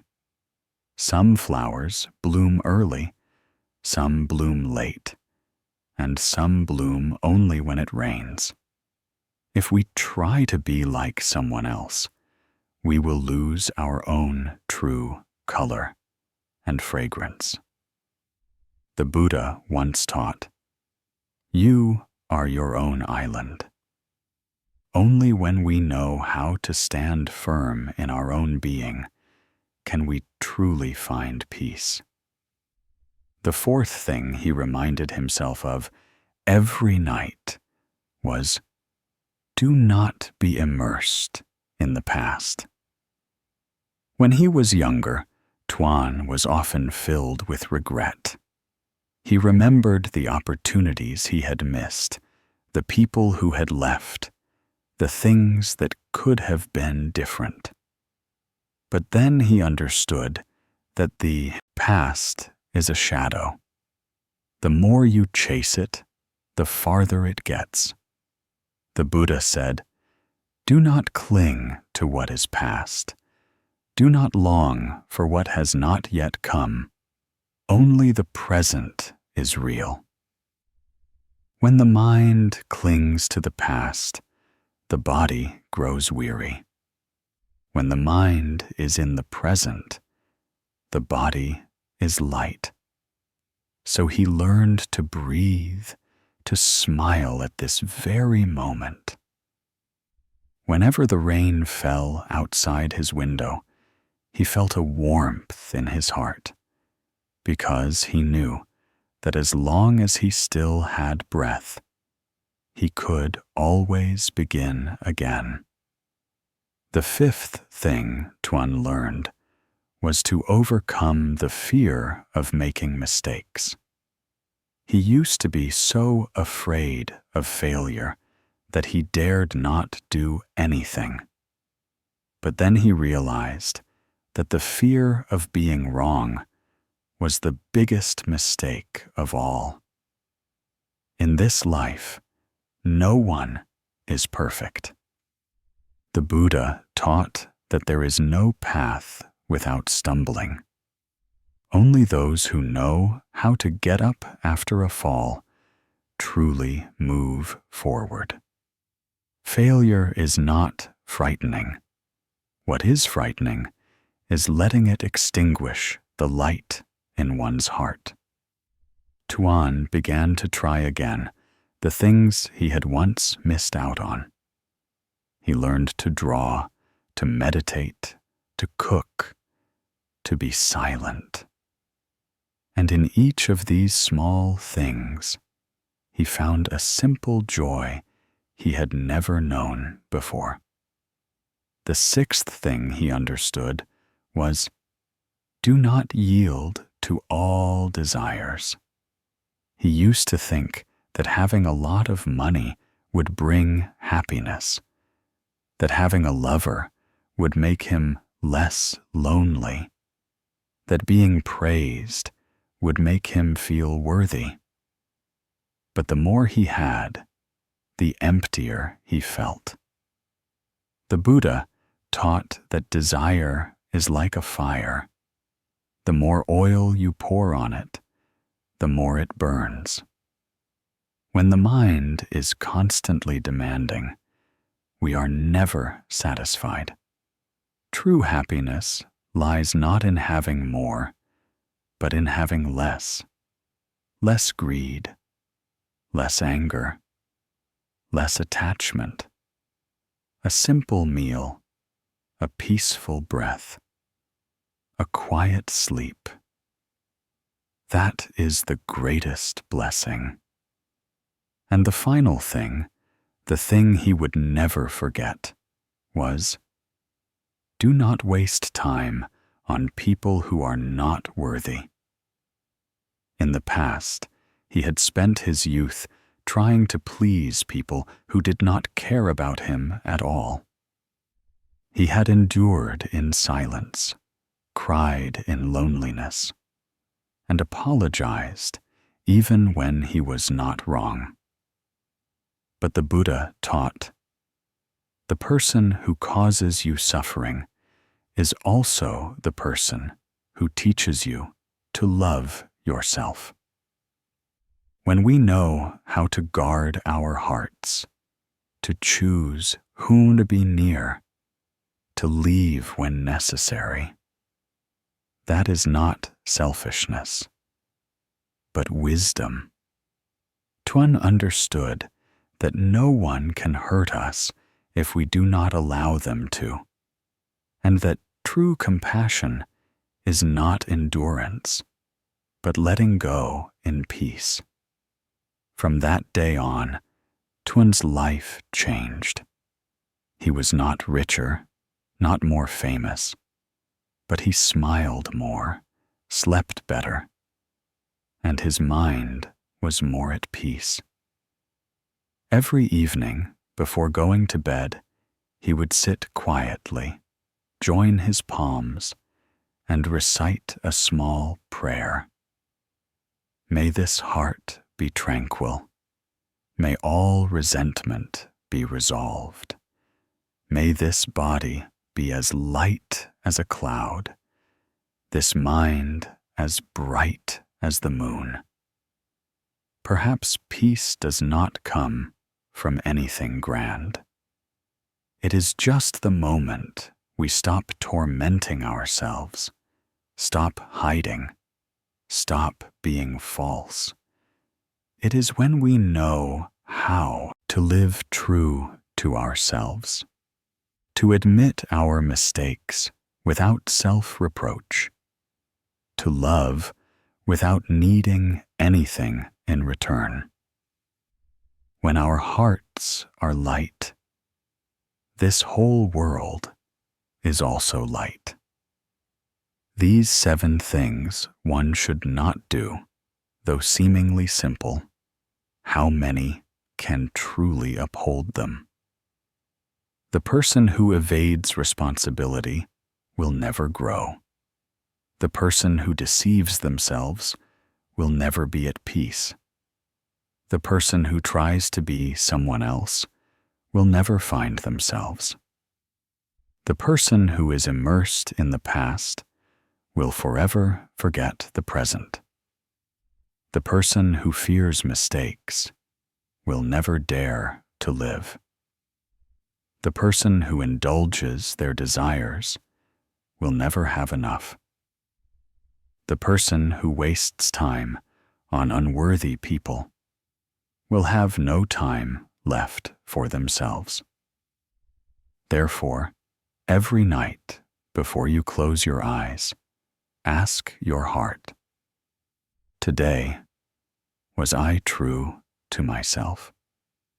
If the answer is yes, then no matter how many challenges life may hold, you can still sleep in peace. The Buddha taught that one who knows how to let go is one who knows how to sleep well. For only when the mind is unentangled can dreams be peaceful. When the heart does not cling, the breath becomes light. The night is no longer a fear, but becomes a kind friend, comforting us with the sound of the rain, the touch of the wind, the steady beat of a calm heart. If tonight you are still restless, breathe gently and slowly. Close your eyes and let go of all worries. Remember that this life does not require too many things. Only a soul that knows how to live truthfully, a heart that knows how to love, and a mind that knows how to let go. Then sleep will come, as light as a dewdrop, as warm as the moonlight, as quiet as a temple bell ringing in the night. May you be at peace every night. May you, whether in dream or in wakefulness, have a kind heart and a bright mind. May you, though life may change, still keep a gentle smile upon your lips. For when the heart is already at peace, there is nothing left that can make it hard to sleep. Only the silence of the night, the gentle rain, and the soft breath of a person returning to their true self. The Buddha once taught that when the mind is at peace, life is naturally at peace. When the heart is still, all scenes are tranquil. Life is by no means without its storms. It only lacks a mind that knows how to stand still amidst the waves. The person who knows how to let go, how to be patient, how to stop amidst meaningless things, will find that they do not need to win over anyone, yet can still attain peace and joy. There are 2 things one should not ask, and 3 things one should not contest. Knowing this, the heart becomes light, sleep becomes peaceful, and life naturally becomes gentle. In our daily lives, we are often drawn into matters that are not our own. Seeing someone sad, we are curious. Seeing someone happy, we want to know the reason. Seeing others in competition, we also want to add a word. And from that, many unworthy matters become tangled. Many relationships break not over great things, but only over careless words that did not need to be spoken. The Buddha taught that the mouth is the door of karma. A single word spoken can save a person, but can also cause them pain. Therefore, one who knows how to guard their words, who knows when to be silent, is a person of wisdom.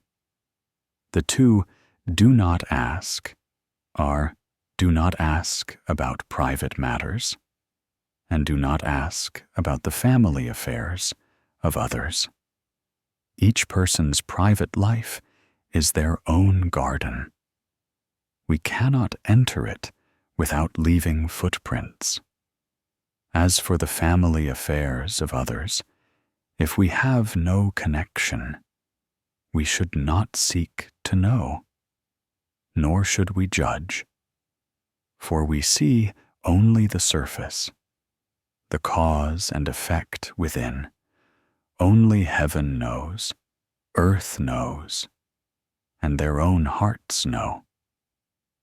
A question that seems like concern can sometimes sting the listener's heart.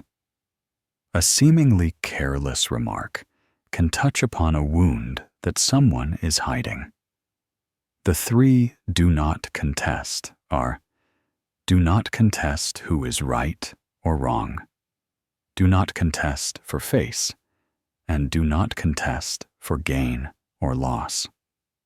For the more one contests, the more agitated the heart becomes. The more one vies for victory, the more unquiet the mind becomes. One who contests right and wrong often loses their tranquility. One who contests for face often loses the hearts of others. One who contests for gain and loss often loses themselves. In Buddhism, a person of wisdom does not seek to win over others, but seeks to win over their own mind. In a small village by the river, there was a woman named Madame Nam. People called her Madame Nam, the rice seller, because for several decades she had sold rice at the old market corner. Her stall was always simple, with just a few bags of white rice, a few baskets of green beans, and a few packets of salt. But strangely, her stall always had customers, even though there were many newer, more beautiful, and busier stalls around. Madame Nam was small and thin. Her hair had turned gray early, but her face was always gentle. Every morning she would wake early and light a stick of incense before the Buddha altar in the corner of her home.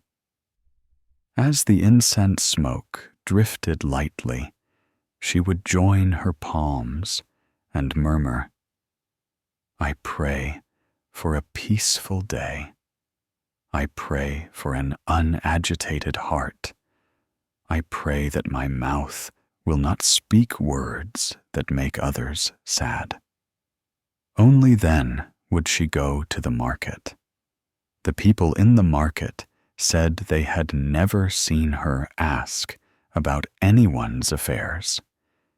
If someone was sad, she would just nod and smile gently. If someone told her of their suffering, she would only say, "Never mind, suffering too shall pass." If someone talked about another's wrongdoing, she would only say, "Everyone has their own causes and karma." Once, a neighboring vendor told her about her husband's infidelity and then asked, "Madam Nam, do you believe it?" She only replied softly, "Hearing about other people's family matters doesn't help in any way. Let us just pray that they learn to love each other more." Because of this, many people said she was timid and did not know how to live, that she couldn't contribute a single word to a conversation. But then one day, a major incident occurred in the market. Two vendors argued over a customer. Words were exchanged, and then they came to blows. Everyone sought witnesses. Everyone claimed they were right. Madam Nam sat quietly, fanning herself with a palm leaf fan. When people came to ask her who she saw was right and who was wrong, she just smiled and said, "I only see people who are suffering. I do not see anyone who is wrong." Her words silenced both sides. In their heat of anger, they suddenly felt their hearts cool down. From then on, people esteemed Madam Nam even more. Everyone said, "Madam Nam is truly a person of great blessings. It was not because she was rich, nor because she was clever, but because she had a peaceful heart." By not asking about others' affairs, she did not get entangled in gossip. By not contesting for gain or loss, she was never weary. She lived simply, but peacefully. At night, she slept soundly. In the morning, she smiled gently. For her, every day was a new day, unburdened by old matters. Once, someone asked Madam Nam, "How are you so kind? No matter what anyone says, you just smile and never get angry." She replied, "Because I do not contest, I lose nothing. To be angry is to take a knife and cut one's own heart. To smile is to light a lamp for oneself in the night." The listener fell silent, for in those simple words lay a lifetime of understanding the way. The Buddha taught that to not contest is sainthood, to not speak is wisdom, to not ask is clarity. Worldly people often fear losing, so they constantly contest. But within the gain of contention lies the seed of loss. Only the one who can maintain tranquility is the one who has truly conquered themselves. The two do not ask, and the three do not contest. They seem small, but they are the gateway to peace. When we do not ask about others' private matters, our minds are not entangled. When we do not contest who is right or wrong, our hearts are not agitated. When we do not contest for face, we maintain humility. When we do not contest for gain or loss, we maintain a clear mind. Just like the surface of a lake, only when there is no wind can it reflect the moon. Life is like a river. In some places, the current is swift. In others, it is calm. If we keep stirring it up to see the bottom, the water will never be clear. Many people suffer from sleeplessness, not because the body is tired, but because the heart is. The heart is tired because it is filled with the affairs of others, the affairs of the world, matters of right and wrong. The more one thinks, the more tangled one feels. The more one contests, the more unquiet one feels. If one could just let go a little, there would be silence. When the mind is still, the breath is even. Close the eyes, and sleep naturally comes. When we do not ask about the private matters of others, we are also learning how to love. To love is to not cause others further hurt. Each person carries within them a silent sorrow. Some may be forcing a smile on the outside, but inside is a wound that has not healed. If our compassion is sincere, let them be at peace. Do not stir up what they are trying to forget. That is a way of practicing silent kindness. No need for words, no need for display, yet it holds profound merit. And when we do not contest, that is when we are learning how to let go. To let go is not to lose, but to choose peace. To win over others is only a temporary victory. To win over oneself is the true victory. The Buddha said that one who knows how to let go of what is unworthy will gain something far more precious. When we can let go of right and wrong, we see that all things are dependent on conditions. When we can let go of face, we find our hearts as light as clouds. When we can let go of gain and loss, we see that in this life there is nothing that needs to be held on to so tightly. Many people ask, if no one contests, will life become passive? But in truth, to not contest is not to be passive. To not contest is to do one's best without being attached. It is to speak with compassion, not with anger. To act with right mindfulness, not for the sake of winning.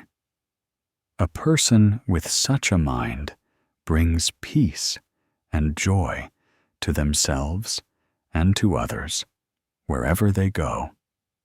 Madame Nam, the rice seller, is an image of such a person. Her entire life was spent in the marketplace, amidst the noise, amidst the hustle, yet she still maintained a tranquil mind.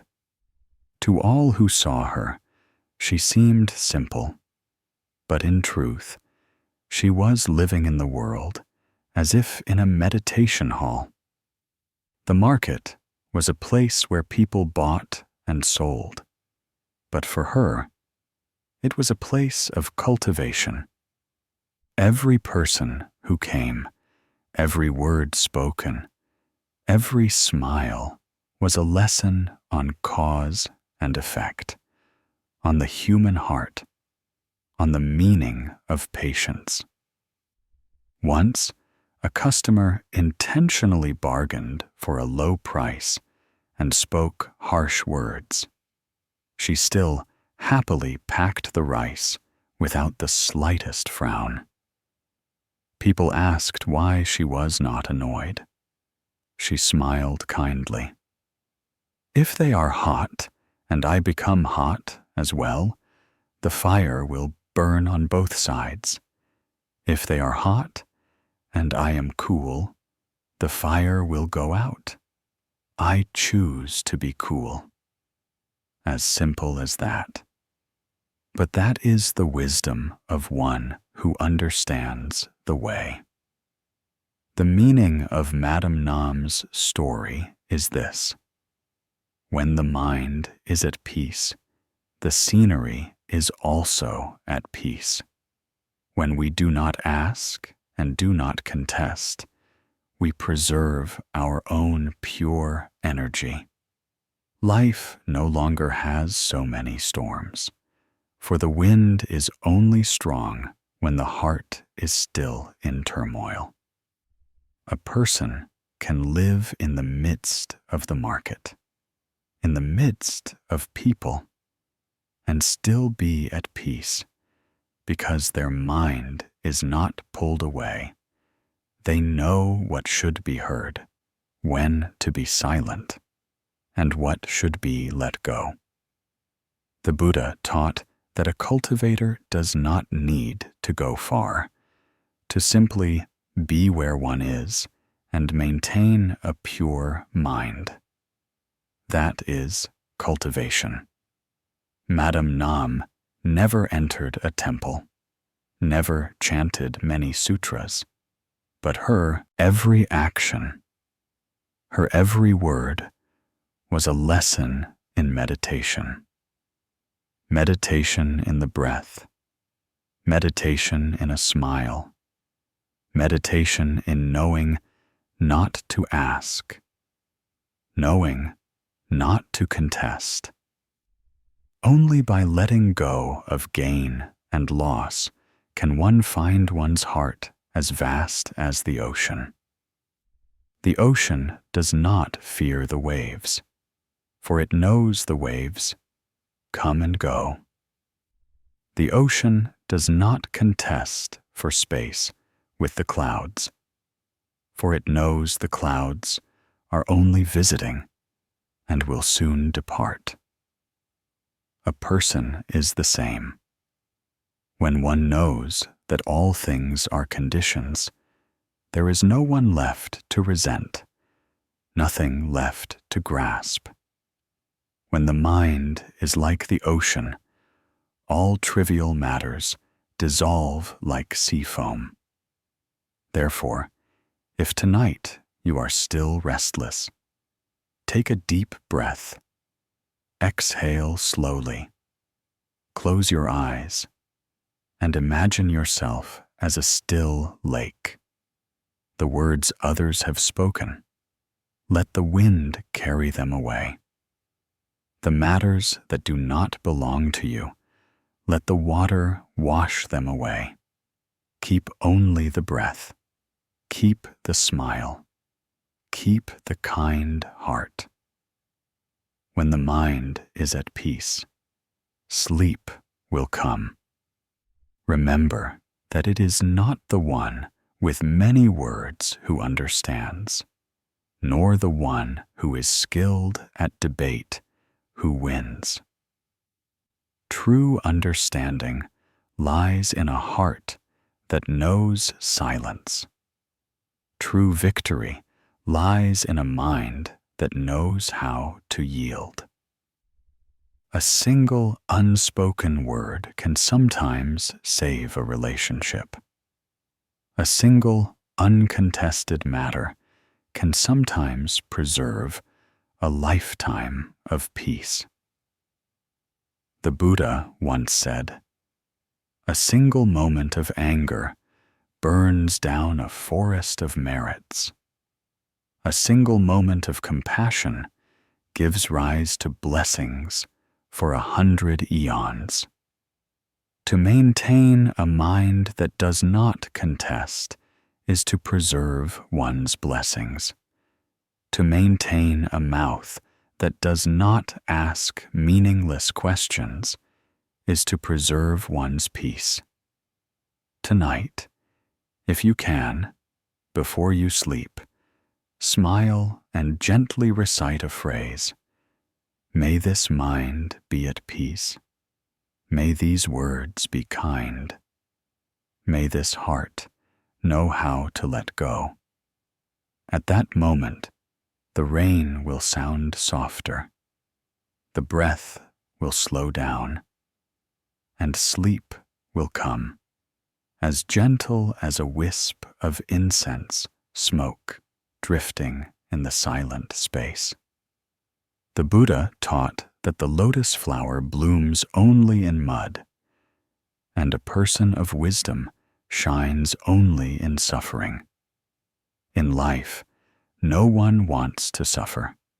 No one prays for adversity, but it is precisely adversity that is the shortest path leading one to wisdom and compassion. For when we are happy, we forget to look deeply into ourselves. Only when we suffer do we agree to stop and listen to the voice within our hearts. Just like a precious gem, it must be cut and polished to shine. A person is the same. Without passing through trials, one cannot see the true light within one's own heart. Many people lament, "Why do I suffer more than others? Why, despite all my efforts, do I still encounter difficulties, sickness, and loss?" But the Buddha taught that suffering does not come to punish, but to awaken. Adversity does not arise to make us weak, but to open a new door within us, the door of understanding, of letting go, of peace. When we are in pain, we learn how to feel empathy. When we lose, we learn how to be grateful. Only when we suffer do we see the value of a peaceful day. Therefore, do not fear suffering. See it as a kind teacher. Though it may be harsh, it comes to teach us the most important lessons. Lessons about impermanence, about cause and effect, about knowing when one has enough. Suffering is a mirror, reflecting to us how far we have strayed from right mindfulness. When we know how to return, suffering will dissolve like clouds after the rain. A person of wisdom does not resent life, does not blame others, but only asks their own heart, "What have I learned from this suffering?" When we understand, suffering becomes a blessing. When we do not yet understand, a blessing can turn into suffering. Long ago, in the Anguttara Nikaya, there is a passage recording the Buddha's teaching. Just as a blacksmith, the longer he forges, the harder the iron becomes. Likewise, the more a cultivator encounters adversity, the brighter their mind, the firmer their wisdom. Therefore, whenever our lives fall into a difficult period, remember that it is not the end, but only a gentle test of our karma. If we can pass it, the path ahead will open up to a new realm. the story of Miss Lan, an ordinary teacher, will help us to understand this more deeply. Miss Lan, 40 years old this year, had spent her entire life as a kind and dedicated teacher at a small school in a peaceful countryside. She lived simply and had never had a conflict with anyone. Every morning, she would wake early, brew a pot of tea, read a few pages from the Dhammapada, and then go to class with a gentle smile. Her life seemed destined to be forever peaceful. Until one day, her body began to signal strange pains. The results of her medical examination caused her entire world to collapse. Stage 3 cancer. At first, Miss Lan was terrified. Every night, she would lie listening to the rain falling outside her window, and her tears would not stop. She thought of her elderly parents, her students, her unfulfilled dreams. She asked the heavens, "Why me? I have never done anything wrong." But the more she asked, the more her heart suffered, for no one answered, and no one could change her fate. One afternoon, after her first round of treatment, she went to the temple near her home to pray for peace. The abbot looked at her, did not say much, only invited her to sit down and poured her a cup of hot tea. The gentle fragrance of the tea wafted up, its warmth spreading in the wind. The abbot asked, "Child, do you know why you are in pain?" She replied, "Because of karma, venerable sir." The abbot nodded and then said, "Correct. But karma is not for you to resent, but for you to understand. The sick body is for the mind to be healed. The pain of the body is for the mind to know how to return." The abbot told her, "Some who are ill, the more they resist, the more they suffer. Some know how to accept, how to love their own bodies, and then the illness is no longer an enemy, but becomes a friend, reminding us to live more slowly, breathe more deeply, and love ourselves more." Miss Lan was silent. The tea had grown cool, but the abbot's words were like a warm burko in her heart. From that day on, she no longer complained. She began to practice meditation every morning. When she was in pain, she would close her eyes and softly recite, "Namo Amitabha Buddha." When she was tired, she would smile and say to herself, "This is karma dissolving. It is not suffering, but a blessing." Gradually, her mind became peaceful. She continued her treatment. She was still in pain, but she was no longer afraid. She began to spend time writing letters, encouraging other patients.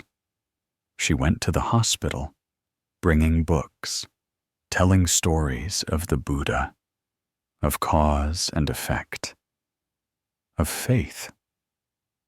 Whenever someone was frightened, she would hold their hand and say softly, "Don't be afraid. We are being taught a precious lesson. Miss Lan became an inspiration to many.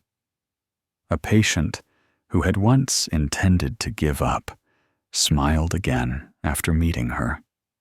Her doctor said, "Miss Lan has not only lived longer than expected, but her spirit is unusually bright.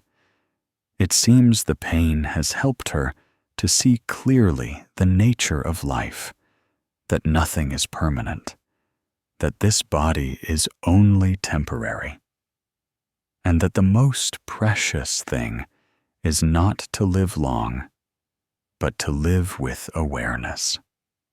3 years later, Miss Lan passed away.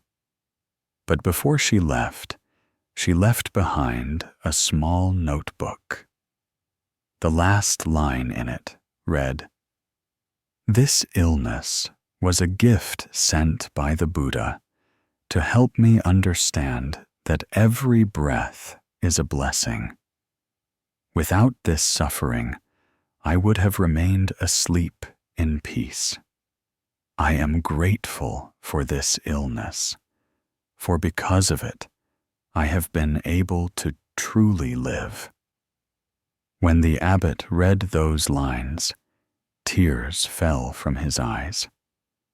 For people often resent suffering, but few know how to be grateful for it.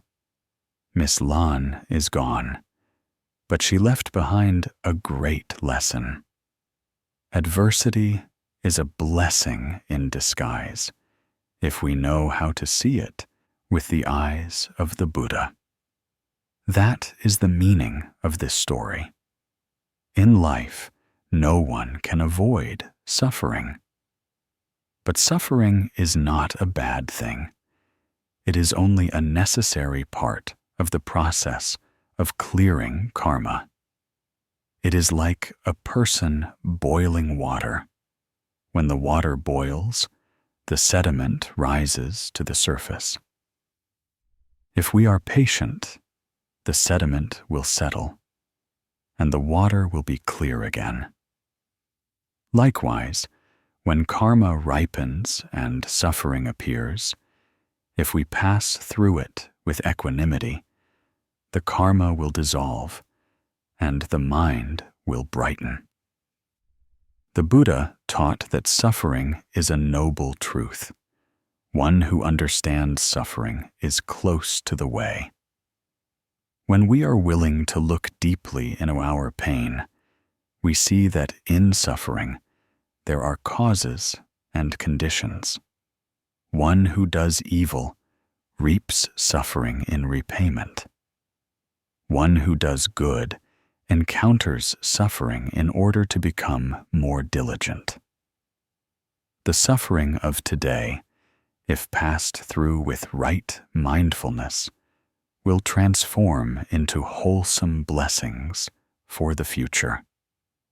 But if resisted with anger and hatred, it will become new karma. Therefore, when encountering adversity, do not resent it. Do not fear it. Smile and say, "This is a condition for me to learn." When the mind is at peace, suffering naturally diminishes. When the mind is bright, suffering naturally dissolves. Pain is only temporary, like the rain which eventually stops. Sickness is only a small part of karma, but the way we face it is the deciding factor. If we resent, karma increases. If we understand, karma is cleared. Miss Lan understood this, so though her body was ill, her mind was still healthy. Though her heart was in pain, it was still at peace. Many people looked at her and thought she was lucky. But in truth, it was the fruit of her diligent cultivation. For in every moment, she had learned to live with right mindfulness, not indulging in fear, not seeking to escape. She had walked amidst pain and still offered a smile. And that very smile was a testament to the Buddha's teaching. The one who knows how to smile in suffering has already overcome suffering. If we are willing to look closely, every adversity contains the seed of a blessing. The person who loses a job has the opportunity to change direction. The person who loses a love has the chance to return to themselves. The person who loses money learns the lesson of letting go. The person who loses their health learns the lesson of loving kindness. Every loss is a reminder from our karma. Be awake. Therefore, do not run from adversity. Sit down, breathe, and ask your heart, what has this lesson come to teach me? Perhaps it is patience. Perhaps it is compassion. Perhaps it is letting go. Perhaps it is gratitude. When we find the answer, suffering is no longer frightening. It is only a boat to carry us to the shore of enlightenment. A person who has never suffered can hardly understand others. A person who has never lost can hardly know how to cherish. A person who has never been sick can hardly know how to live slowly. Thus, suffering is the very gateway to compassion. One who has suffered, if they know how to open their heart, will have a great capacity for love. In every adversity, there are two choices. One is to complain. The other is to learn. The one who chooses to complain will be dragged down by suffering.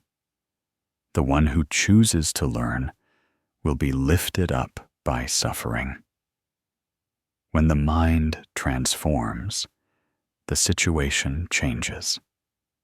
When we see suffering as a friend, we will no longer fear it. It is like a farmer who understands that the rainy season is for the soil to become fertile, and the dry season is for the plants to endure the sun and grow strong. Life is the same. There is sun, there is rain, there is light, there is dark. Each stage is necessary for the growth of the mind. The Buddha taught that in fire, gold becomes bright. In suffering, a person becomes true. Therefore, do not blame adversity. Be grateful for it. For because of it, we become humble. Because of it, we learn to love. Because of it, we see the impermanence of life and cherish every moment. The one who knows how to be grateful for suffering has already walked half the path to enlightenment. Tonight, if you are still restless, if there are unquiet things in your heart, take a deep breath and exhale gently. Close your eyes and listen to the Buddha's teaching. No suffering lasts forever. Every pain is a door that opens to the light. Look at your own adversity, not with fear, but with a heart of compassion. Say silently, I am grateful for being taught this lesson. When you are sincerely grateful, your mind will be at peace. When your mind is at peace, sleep will come, as light as a cloud, as warm as the moonlight at the beginning of the night. Believe that suffering is not the end, but the beginning of a new journey, a journey of understanding, of enlightenment, of peace. Believe that every difficulty is an opportunity sent by the Buddha for us to grow. And remember, without adversity, there would be no enlightenment. The Buddha once taught that resentment cannot be resolved by resentment. Only by compassion and forgiveness can all suffering be soothed. In life, everyone has been hurt, has felt wronged, has carried unseen scars in their hearts. Some choose to nurture that wound with anger. Others choose to let it gradually dissolve in compassion. That very difference is the boundary between suffering and peace. When night comes, when the noise of the world is no more, only then can we hear the voice of our own hearts clearly. Some toss and turn, unable to sleep, not because the body is tired, but because the mind is not yet at ease, because there is still resentment, still affliction, still attachment. When the mind has not yet forgiven, the heart is still like a fire. Though it may be small, it is enough to burn away our serenity. Therefore, forgiveness is not an act for others, but a gift we give to ourselves.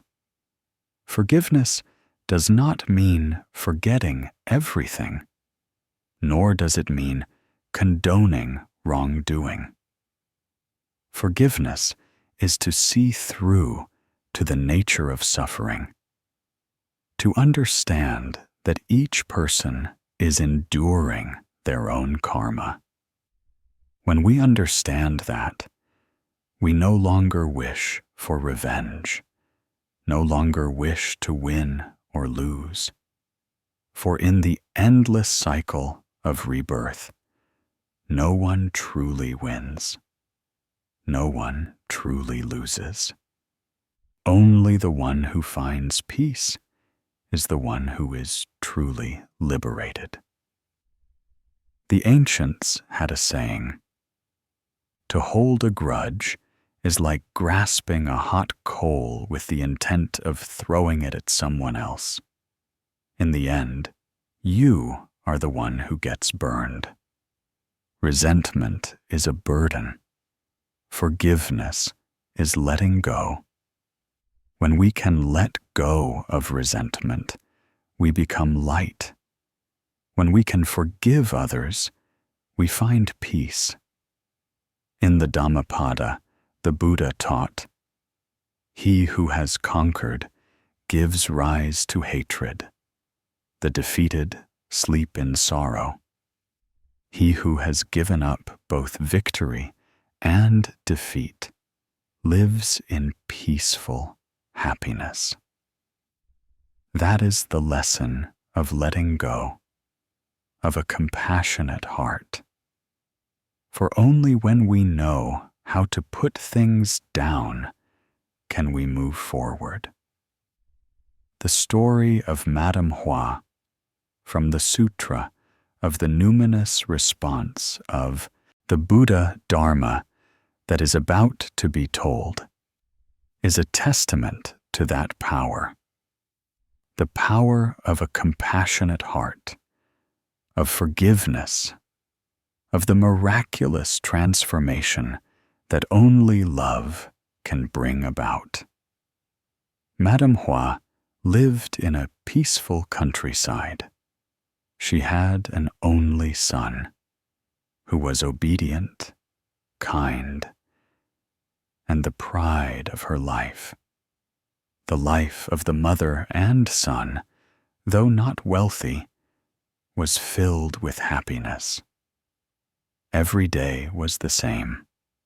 She would wake early, prepare a meal, and then stand at the gate, smiling as she watched her son step out onto the road to go to work. She would often say, "Go with joy," and return in peace. But one morning, those words would be the last she would ever say to her son. That day, a drunk young man driving a car crashed into her son. In the sudden accident, he died on the spot. The entire village was stunned. The entire sky in Madame Hua's heart collapsed. People saw her sitting silently for hours before the altar, her eyes dry, with no more tears left to cry. Some came to advise her, "Sue the one who committed this crime. Let the law punish him." But she only shook her head gently and said softly, "The law will do its part. My part is to keep my own heart from turning to resentment." When the young man who caused the accident was arrested, she went to the prison. People were surprised, thinking she had come to curse and shout, to vent her anger. But no, she brought a basket of fruit and a few small sutra books and said to the officer, "I've come to visit my son." The prison officer did not understand and asked, "But your son has already passed away." She smiled. "The boy in here is the son that karmic conditions have brought to me. I have lost one son, but who knows? Perhaps the heavens and the Buddha have given me another to teach him how to live right." The first time they met, the young man kept his head bowed and could not speak a word. He cried, trembling, and said amidst sobs, "I'm sorry. I deserve to die." Her voice was gentle. "If you die, who will live to correct the mistake? If you die, the karma is not dissolved. The transgression is not transformed. The pain remains. Forgiveness is not about forgetting, but about walking through it together." From then on, she visited him every month. She brought food, clothes, and teachings about cause and effect. She told him stories from the sutras about people who knew how to repent, about the compassion of the Buddha. The young man gradually changed. In his eyes, there was a gradual awakening. 4 years later, upon his release from prison, he sought her out and knelt down, sobbing, "I dare not ask for your forgiveness, but I want to live as you have taught me, to live to atone for my wrongdoing." She helped him up and said slowly, "I forgave you a long time ago. From the day you knew how to feel pain, you were already saved." From then on, he became a volunteer, going to places with orphans, places in need of help, silently doing good deeds. Once, when asked what had changed him, he only said, "It was through her compassion that I learned how to live." The story spread throughout the village, and all who heard it were moved to tears. They said Madame Hua was extraordinary, but she only smiled kindly. "I am not extraordinary. I just did not want to live in resentment. Resentment is a prison. Forgiveness is liberation." After hearing that story, we suddenly realize that compassion is not something distant. It is the light that shines into the darkest places of the human soul. If Madame Hua had chosen resentment, perhaps 2 lives would have been buried in suffering. But thanks to a single thought of compassion, she saved not only another person, but also herself. Forgiveness, in truth, is a form of cultivation. Cultivation is not only in a temple, but in every breath, every choice. One may recite the Buddha's name for a lifetime, but if they are unwilling to let go of anger, they have not yet truly cultivated. But one who knows how to forgive, to love, to be compassionate, with even just that one thought, is one step closer to the Buddha. In the scriptures, the Buddha spoke of karma and its fruit. One who commits an evil act will have to bear the consequences. No one can escape. But for one who gives rise to a compassionate mind, that karma will gradually be resolved. Forgiveness is not about erasing karma, but about not creating new karma. When we forgive, we end the cycle of hatred, so as not to sow more seeds of suffering into the future. Think about that. In this life, everyone has done wrong, has hurt someone. If we hope for others to forgive us, then we should also learn to forgive others. For forgiveness is a two-way street, a stream of water that washes away the dirt for both sides. The one who holds a grudge may think themselves strong, but in truth, they are weak. The one who knows how to forgive may seem weak, but is stronger than ever, because forgiveness requires courage, requires faith, requires a soul that has matured. Sometimes we cannot forgive others because we have not forgiven ourselves. We blame ourselves for having trusted, for having loved, for having sacrificed. But blaming oneself is also a form of suffering. Look deeply into your own mind and say to yourself, "I did my best. I am enough." When we can let go, the heart will be at peace. Forgiveness is not about erasing the memory, but about not letting that memory control us any longer. When we still remember, but no longer feel the pain, that is the moment we have truly forgiven. In the quiet of the night, imagine you are sitting by a peaceful lake.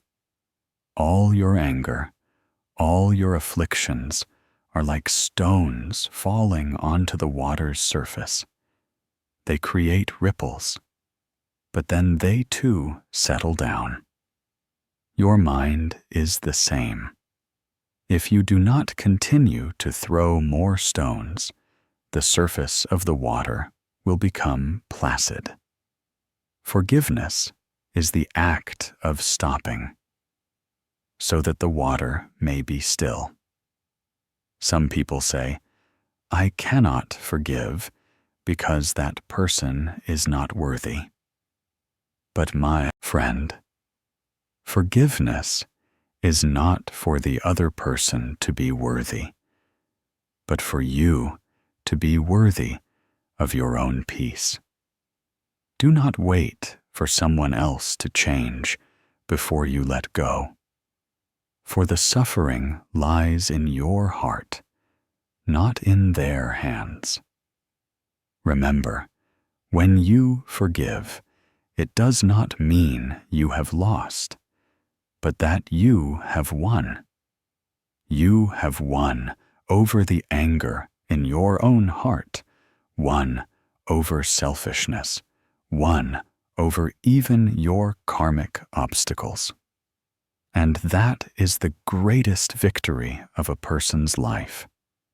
Like Madame Hua in the story, she did not contest, did not argue, did not punish. But she herself was the victor. She conquered her pain, conquered the darkness, to step into the light of compassion. And the young man, by being forgiven, was reborn. That is the power of a compassionate heart, a power that needs no swords or spears, no loud words, yet can change the very destiny of a person. Sometimes, just a single word of forgiveness, a single look of empathy, is enough to save someone from the abyss. For every human being yearns to be understood, to be forgiven, to be loved. When we give that to others, we are sowing a wholesome seed. And like all other wholesome seeds, it will sprout and blossom. And one day, we will reap the fruits of peace and joy.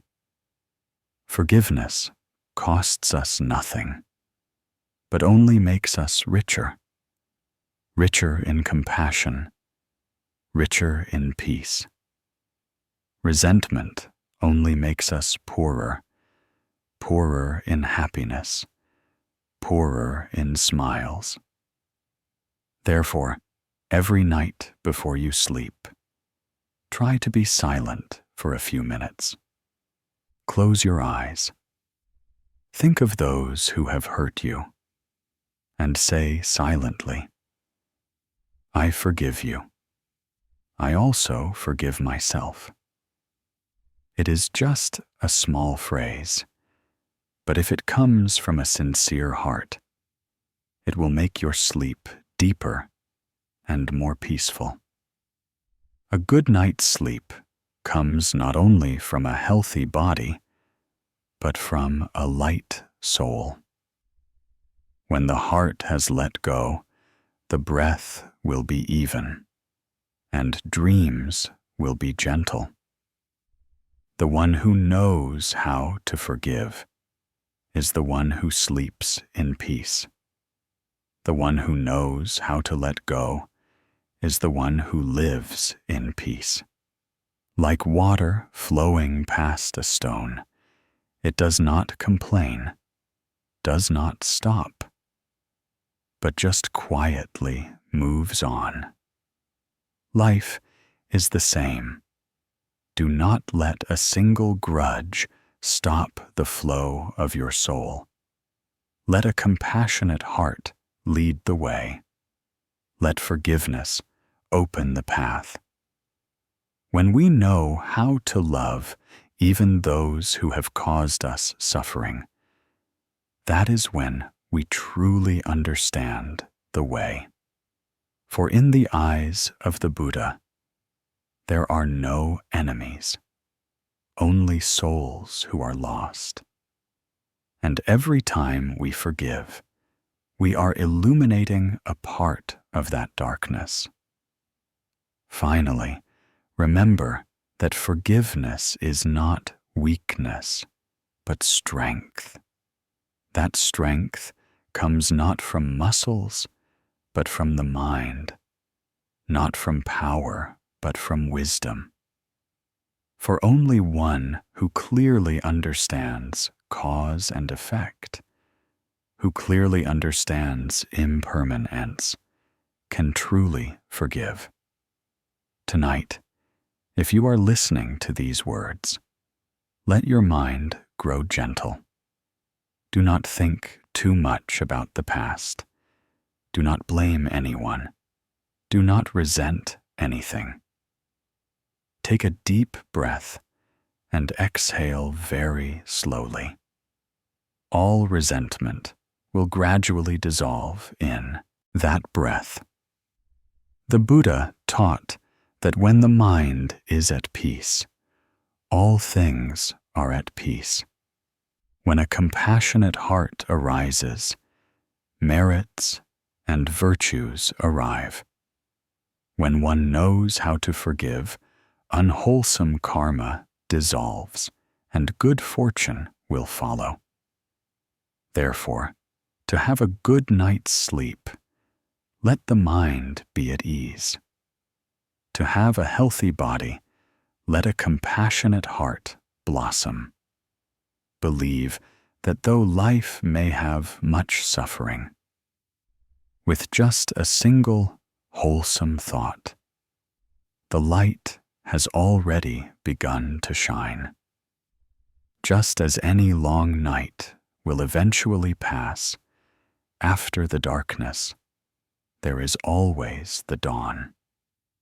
Let forgiveness become the sun in your heart, illuminating the days to come.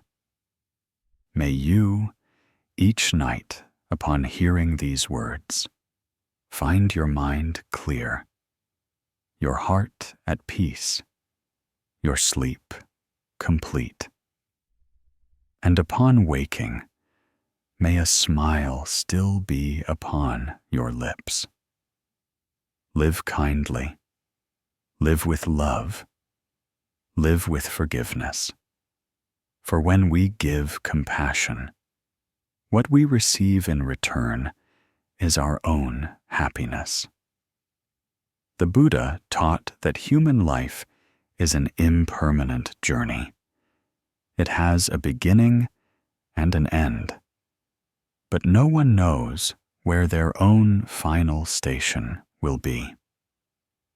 We come into this world like passengers boarding a train.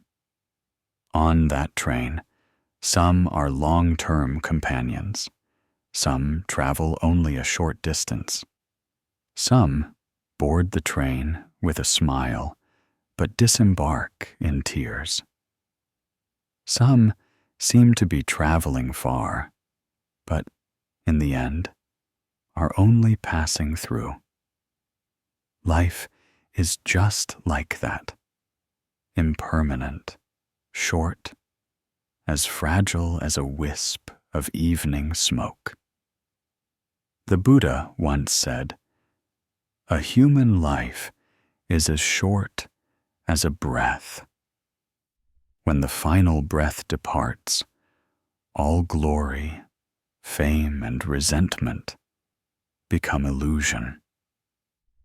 Therefore, what is important is not how long we live, but how we have lived. Like a person on a train, what is precious is not the final destination, but how many people on that journey we have smiled at, helped, and loved. Each evening, as a day closes, we pass another stage of that journey. Some sleep in peace, others toss and turn with worries. The peaceful person is the one who knows contentment. The worried person is the one who has not yet learned to let go. Therefore, to sleep well, the mind must be pure. To have a pure mind, one must know how to let go. And to let go is to understand the impermanent nature of life. Life is a long train journey.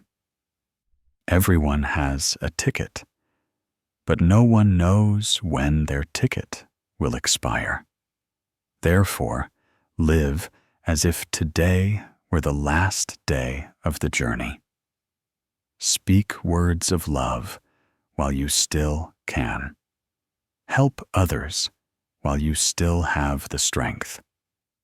Forgive while your heart is still warm. For when the train stops, all that we carry with us will be nothing but our wholesome or unwholesome karma.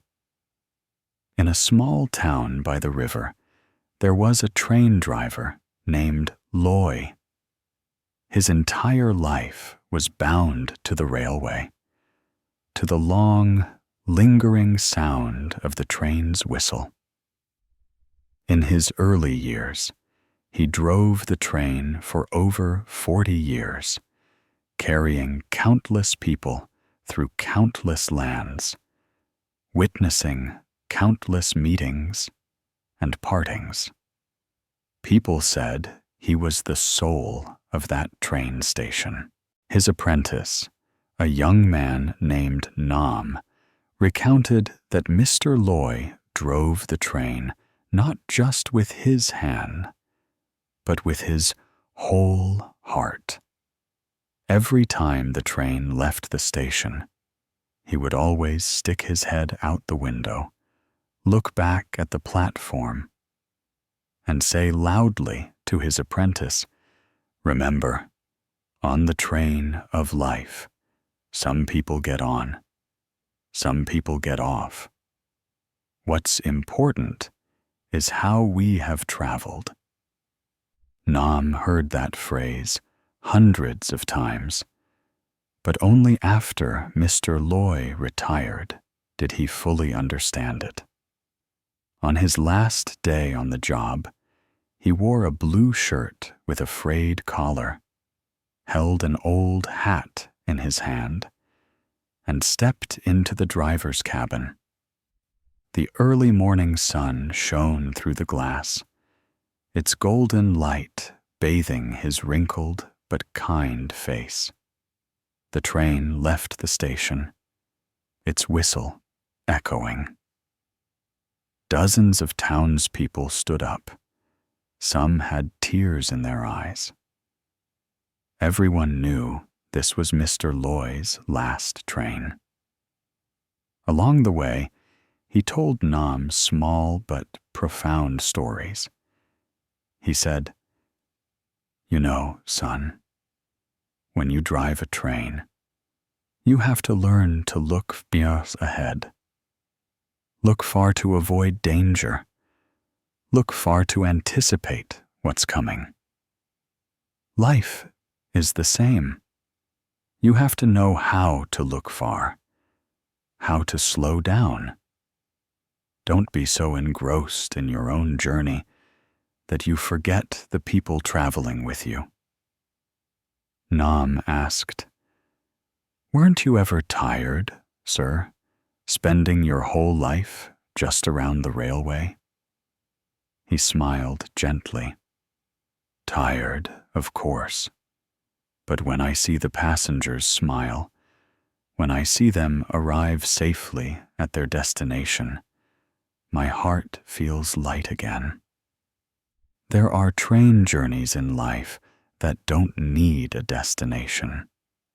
They just need to go in the right direction." That day's train journey was longer than usual. Mr. Loy said he wanted to go slowly, to look at everything one last time. The train passed golden rice fields, a steel bridge tinged by time, a winding river, sparkling in the sun. At each place, he would point it out to Nam. Over there, in 87, there was a landslide. We had to stop for a whole day. Over there, I once saved a child who almost fell into the river. Each memory was a seed of love that he had cultivated throughout his life. On the day he passed away, the whole train station wept. They hung his picture on the wall. Amidst the sound of the early morning train whistle, anyone who passed by would stop and join their palms. Some said, "He was a good man. He never complained his whole life, only knew how to help people." Another said, "He once saved me when I fainted on the train." Yet another recounted, "Once I forgot my wallet, and he returned it to my house." Each story was a flower in the garden of merit and virtue that he left behind. His old apprentice, now the head train driver, would slow down every time he passed the old route and offer a silent prayer of incense from his heart. He would say softly, "Teacher, I understand your words now. Life is like a train. Some people get on, some people get off. What's important is how we have traveled." Through that story, we understand that every person is driving their own train. It may be the train of love, of work, of dreams, or of responsibility. Whatever our train carries, let us drive it with a pure heart. For only the one who drives with their heart can bring that train to a peaceful destination. The story of Mr. Loy is also a lesson in cause and effect. He lived wholesomely, so he received wholesomeness in return. He gave smiles, so he departed amidst the loving tears of others. That is the natural law of the universe. What you sow, you shall reap. Do good, and you will receive good. Cause and effect are never wrong. It is only a matter of whether it comes early or late. A person who has lived fully needs no gold or silver when they depart from this world. They only need the memory of others.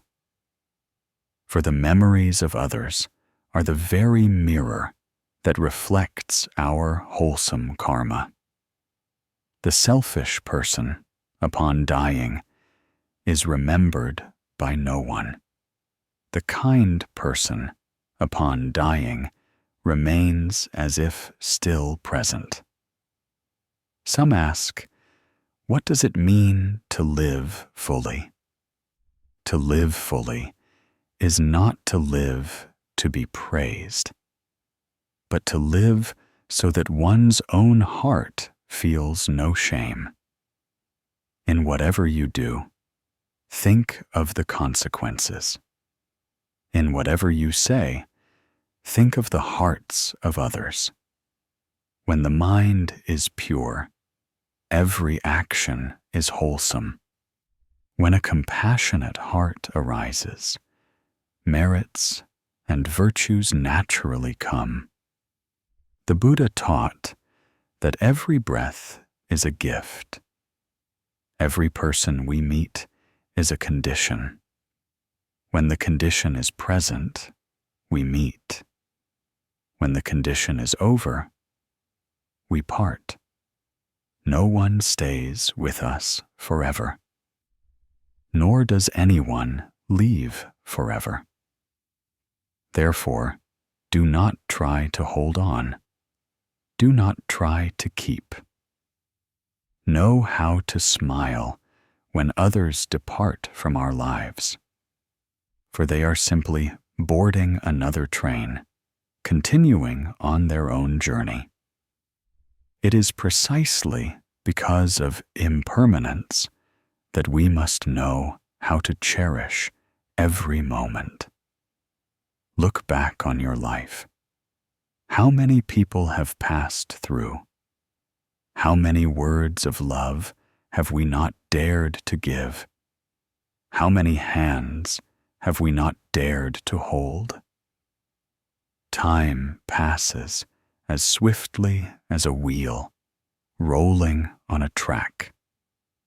It does not turn back, does not wait. Therefore, let us live a little more slowly, to have time to love. Every evening as you close your eyes, ask yourself, today, have I done anything to make someone smile? If so, then that was a complete day. If not, then tomorrow, try a little harder. For every smile we sow is a flower on the train of life. For one who lives with kindness, whether the journey is long or short, it is still a beautiful one.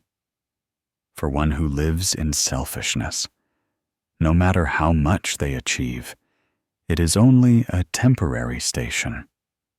Believe that happiness lies not in the destination, but in every stretch of the road we travel.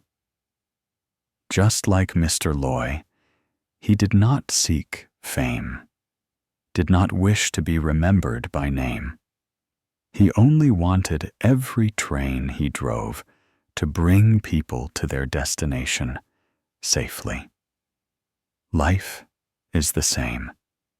We cannot control when we will get off at our station, but we can choose how we sit on that train. Choose to sit with a smile, with a heart of gratitude, with compassion. Do not sit with resentment, for that only makes our journey heavier. Some are born sitting in the first car, some in the last. Some only stand for a moment and then leave. But that is not important. What is important is what we have left behind when we get off the train. A word of thanks, a small act, a benevolent heart, all are beautiful imprints that life will not forget. When you think of departure, do not be afraid. Death is not the end, but a change of stations. The soul simply changes to another train, continuing on the path of rebirth. Therefore, what is worth worrying about is not when we will die, but how we have lived before we die. If we live with a wholesome heart, when we leave the train, the Buddha will greet us with light. If we live in anger and resentment, when we leave the train, darkness will surround us. Therefore, always choose the light. Even a small ray is enough to illuminate the path we walk. A person of wisdom will not lament that life is short, but will know how to cherish each day. A person with a kind heart will not grieve when others leave, but will know how to be grateful that they once came. Because, as the Buddha said, dependent on conditions. Conditions come for us to learn. Conditions go for us to understand. Every person on the train of our life is a lesson, teaching us how to love, how to let go, how to live. When you see someone leave your life, do not grieve for too long. Join your palms, smile, and send a kind wish. For who knows, on another train, they too may be remembering you. Life is a journey that does not repeat. Therefore, travel with all your heart. Let every place we pass, every person we meet, receive a little light from us. Live in such a way that when the train of our life stops, those who remain will remember us with warmth, not with pain. Believe that when we live wholesomely, blessings will follow us like a shadow to a form. When we sow love, love will return like ripples spreading on the water's surface. And when we leave the train, what we leave behind are the footprints of a compassionate heart. Tonight, as you listen to these words, let your soul relax. Imagine you are sitting on a train, quietly passing through a moonlit field. The sound of the wind is like a lullaby, the sound of the wheels like a heartbeat. Outside the window, memories float by as lightly as clouds. Smile, because you are traveling, still living, still have the opportunity to love.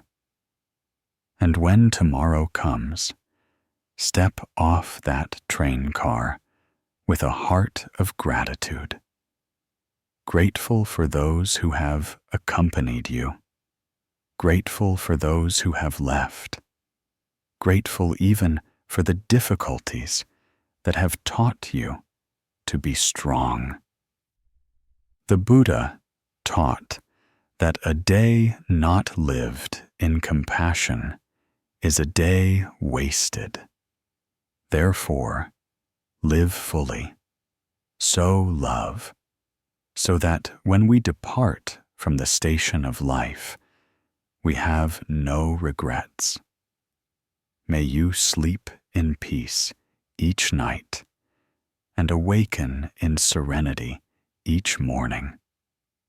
May the train of your life, whether long or short, be filled with the light of a wholesome heart, of smiles and of love. For in the end, what remains is not money or fame, but the trace of love we leave behind on the train of life. The Buddha taught that even sleep is a form of cultivation. When one sleeps in right mindfulness, the body is rested, and the mind is at peace. When one sleeps in ignorance, the body sleeps, but the mind still roams, never truly resting. In life, many people think that sleep is just a natural part of the body. But for one who knows how to cultivate, who knows how to live with right mindfulness, Even sleep is a way of returning to oneself, a way of releasing all suffering and nurturing the wholesome seeds in the mind consciousness. Every evening when we lie down, the world outside subsides. There is no more work, no more voices, no more worries. Only us with our breath. Only us with ourselves. But it is also at that very moment that so many thoughts, so many memories, so many worries arise. The person who cannot sleep suffers not because the body is not tired, but because the mind is not yet at ease. The Buddha once taught that when the mind is at peace, all phenomena are at peace. When the mind is like the placid surface of a lake, only then can the moon cast its reflection. When the mind is agitated, no matter how bright the moon, its reflection is distorted and broken. Therefore, to have a peaceful sleep, the first thing is not to turn off the light, not to find a soft pillow, but to turn off the deluded thoughts in the mind, to calm the endless stream of thoughts that flows swiftly within us. A person with right mindfulness, even while sleeping, can maintain a peaceful breath. They sleep in a state of knowing that this body is lying down, knowing that this mind is being rested, knowing that all things in this world will eventually pass, like clouds drifting across the sky. No effort, no forcing, no demanding, just breathing, just relaxing, just letting each drop of time flow by as lightly as the morning dew. Therefore, before going to sleep, sit quietly for a little while. Breathing in, know that you are breathing in. Breathing out, know that you are breathing out. Let go of the long, weary day. The arguments, the competitions, the plans unfulfilled. Let them all fall away like autumn leaves, without regret, without holding on. When the mind is light, sleep is also light. When the mind is heavy, even in dreams, there is no peace. There is a story of a poor woodcutter in ancient India. Every day, he would go into the forest to chop wood, bring it to the market to sell, earning just enough for his daily rice. Though poor, he always wore a smile and spoke words of thanks to everyone. Everyone was fond of him because he was kind, spoke little, and was always helping others. Once, a monk was passing by and saw him resting under a tree. The monk asked, "Are you happy?" The woodcutter replied, "Venerable sir, I do not have much money. I do not have a grand house, but every night I sleep well, and every morning I feel a peace in my heart. Is that not happiness?" The monk smiled and said, "One who has right mindfulness, though poor, is still rich." One who lacks right mindfulness, though rich, is still poor. You can sleep well because your mind is not bound. A person with right mindfulness when they sleep is like a person who has placed their boat in the middle of a calm lake. Though the wind may blow and the waves may ripple, the boat does not capsize. That story, though simple, contains a profound lesson. A good night's sleep comes not from a soft pillow and a warm blanket, but from a heart free of burdens. Right mindfulness is the bright lamp in the mind that illuminates every dark corner, allowing us to see clearly what is real and what is illusion, what is worth letting go of and what should be kept.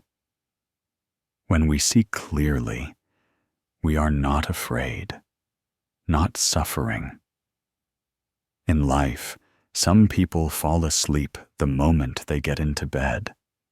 Others toss and turn all night. The difference lies not in the bed, but in the state of mind. One who knows how to cultivate every night before sleeping contemplates the day that has passed. They remember the good things, send gratitude to those who have helped them, and apologize to those they have hurt. Then they silently recite a Buddha's name, like a small candle in the night. That light guides the mind consciousness into a peaceful slumber. The ancients had a saying, "A peaceful night's sleep, a wholesome morning mind." When we sleep in right mindfulness, upon waking, the mind is naturally light and at ease. All the good fortune and favorable conditions of the day also arise naturally, for the seed that was sown was peace, and the fruit that will be reaped is wholesomeness. When the mind is at peace, wholesome karma sprouts. When the mind is agitated, suffering karma follows. Therefore, every sleep is an opportunity to sow wholesome seeds into the mind consciousness. Some ask, how can one be mindful while sleeping? The Buddha taught that one need not do anything esoteric. Simply, before sleeping, stop for a moment. Place your hands on your chest and feel the breath as it enters and leaves. Focus your mind on the breath. Do not let it wander. Breathe in deeply. Breathe out gently, like waves lapping the shore. Silently recite Amitabha Buddha or Namo Shakyamuni Buddha. Just like that, the body will relax and the mind will become tranquil.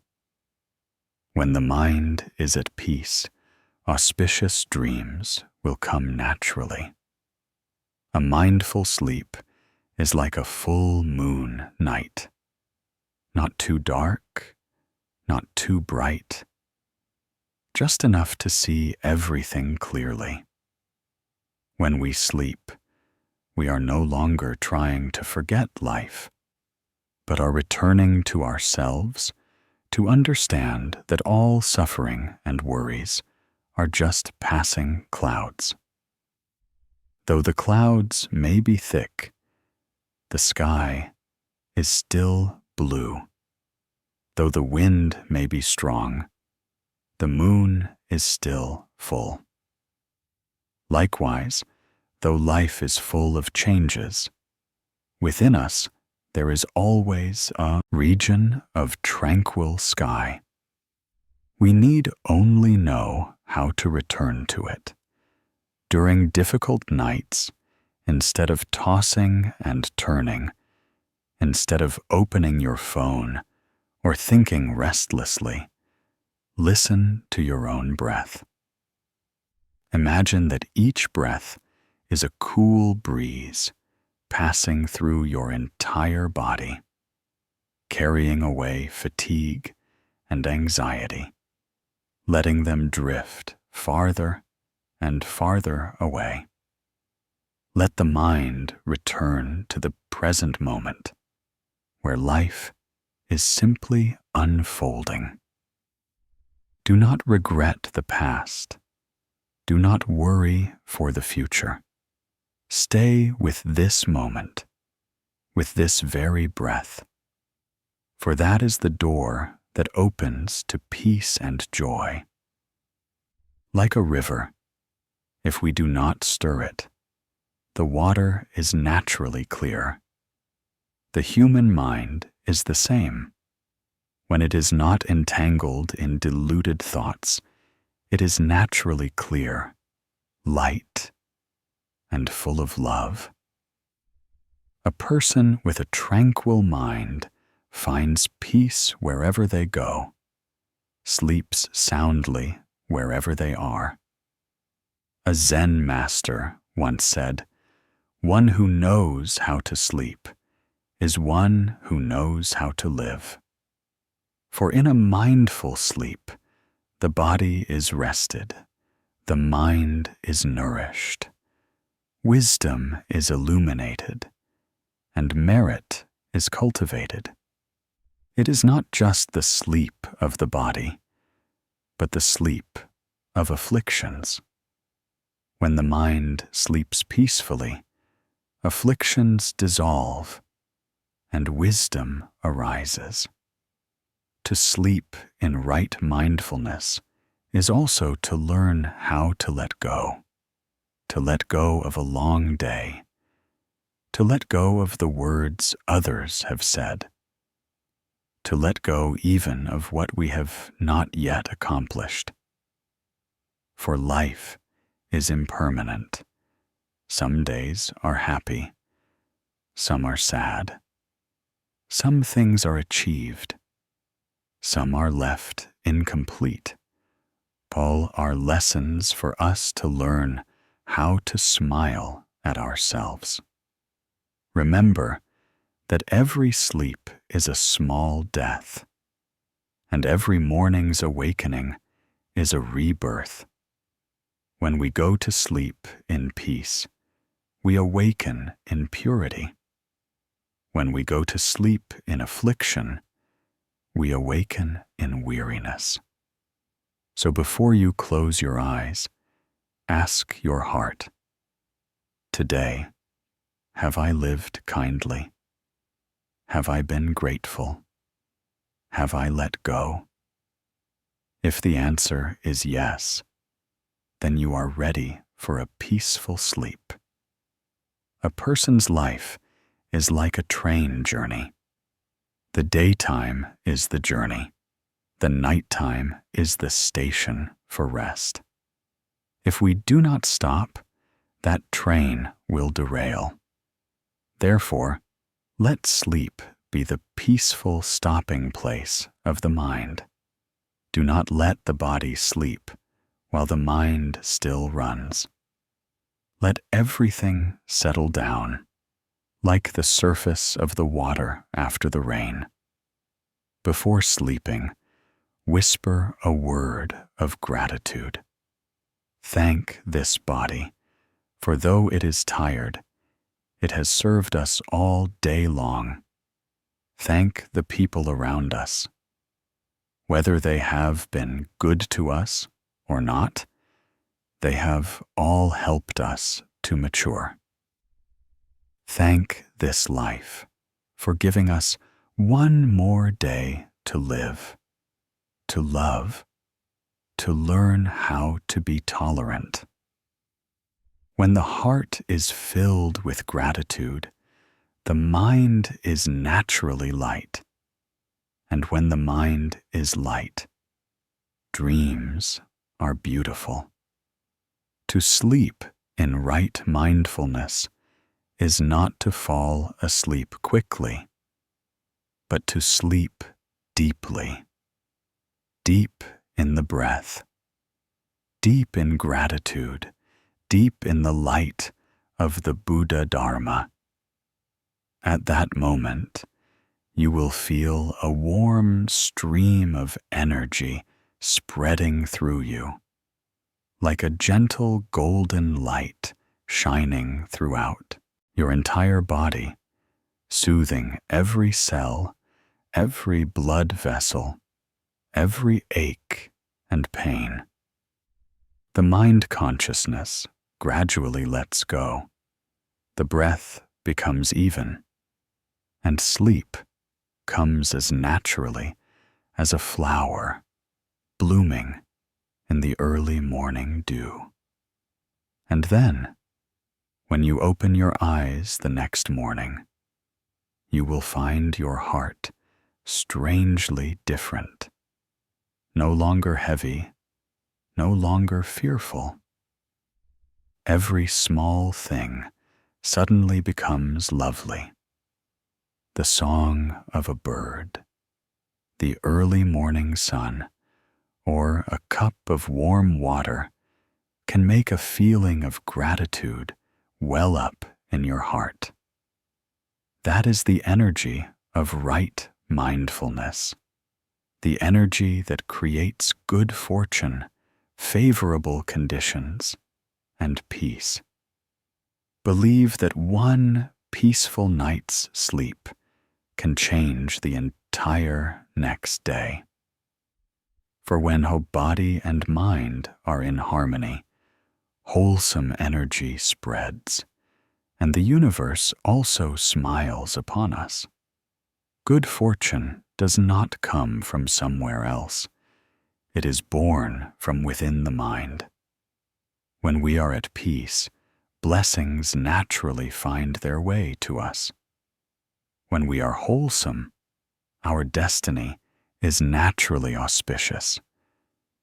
Therefore, tonight, as you close these eyes, close also your afflictions. Let the light of compassion envelop you. Let the gentle sound of the Buddha's name guide you into a deep slumber. Sleep soundly, with body and mind in tranquility. When you awaken tomorrow, good fortune and favorable conditions will smile upon you.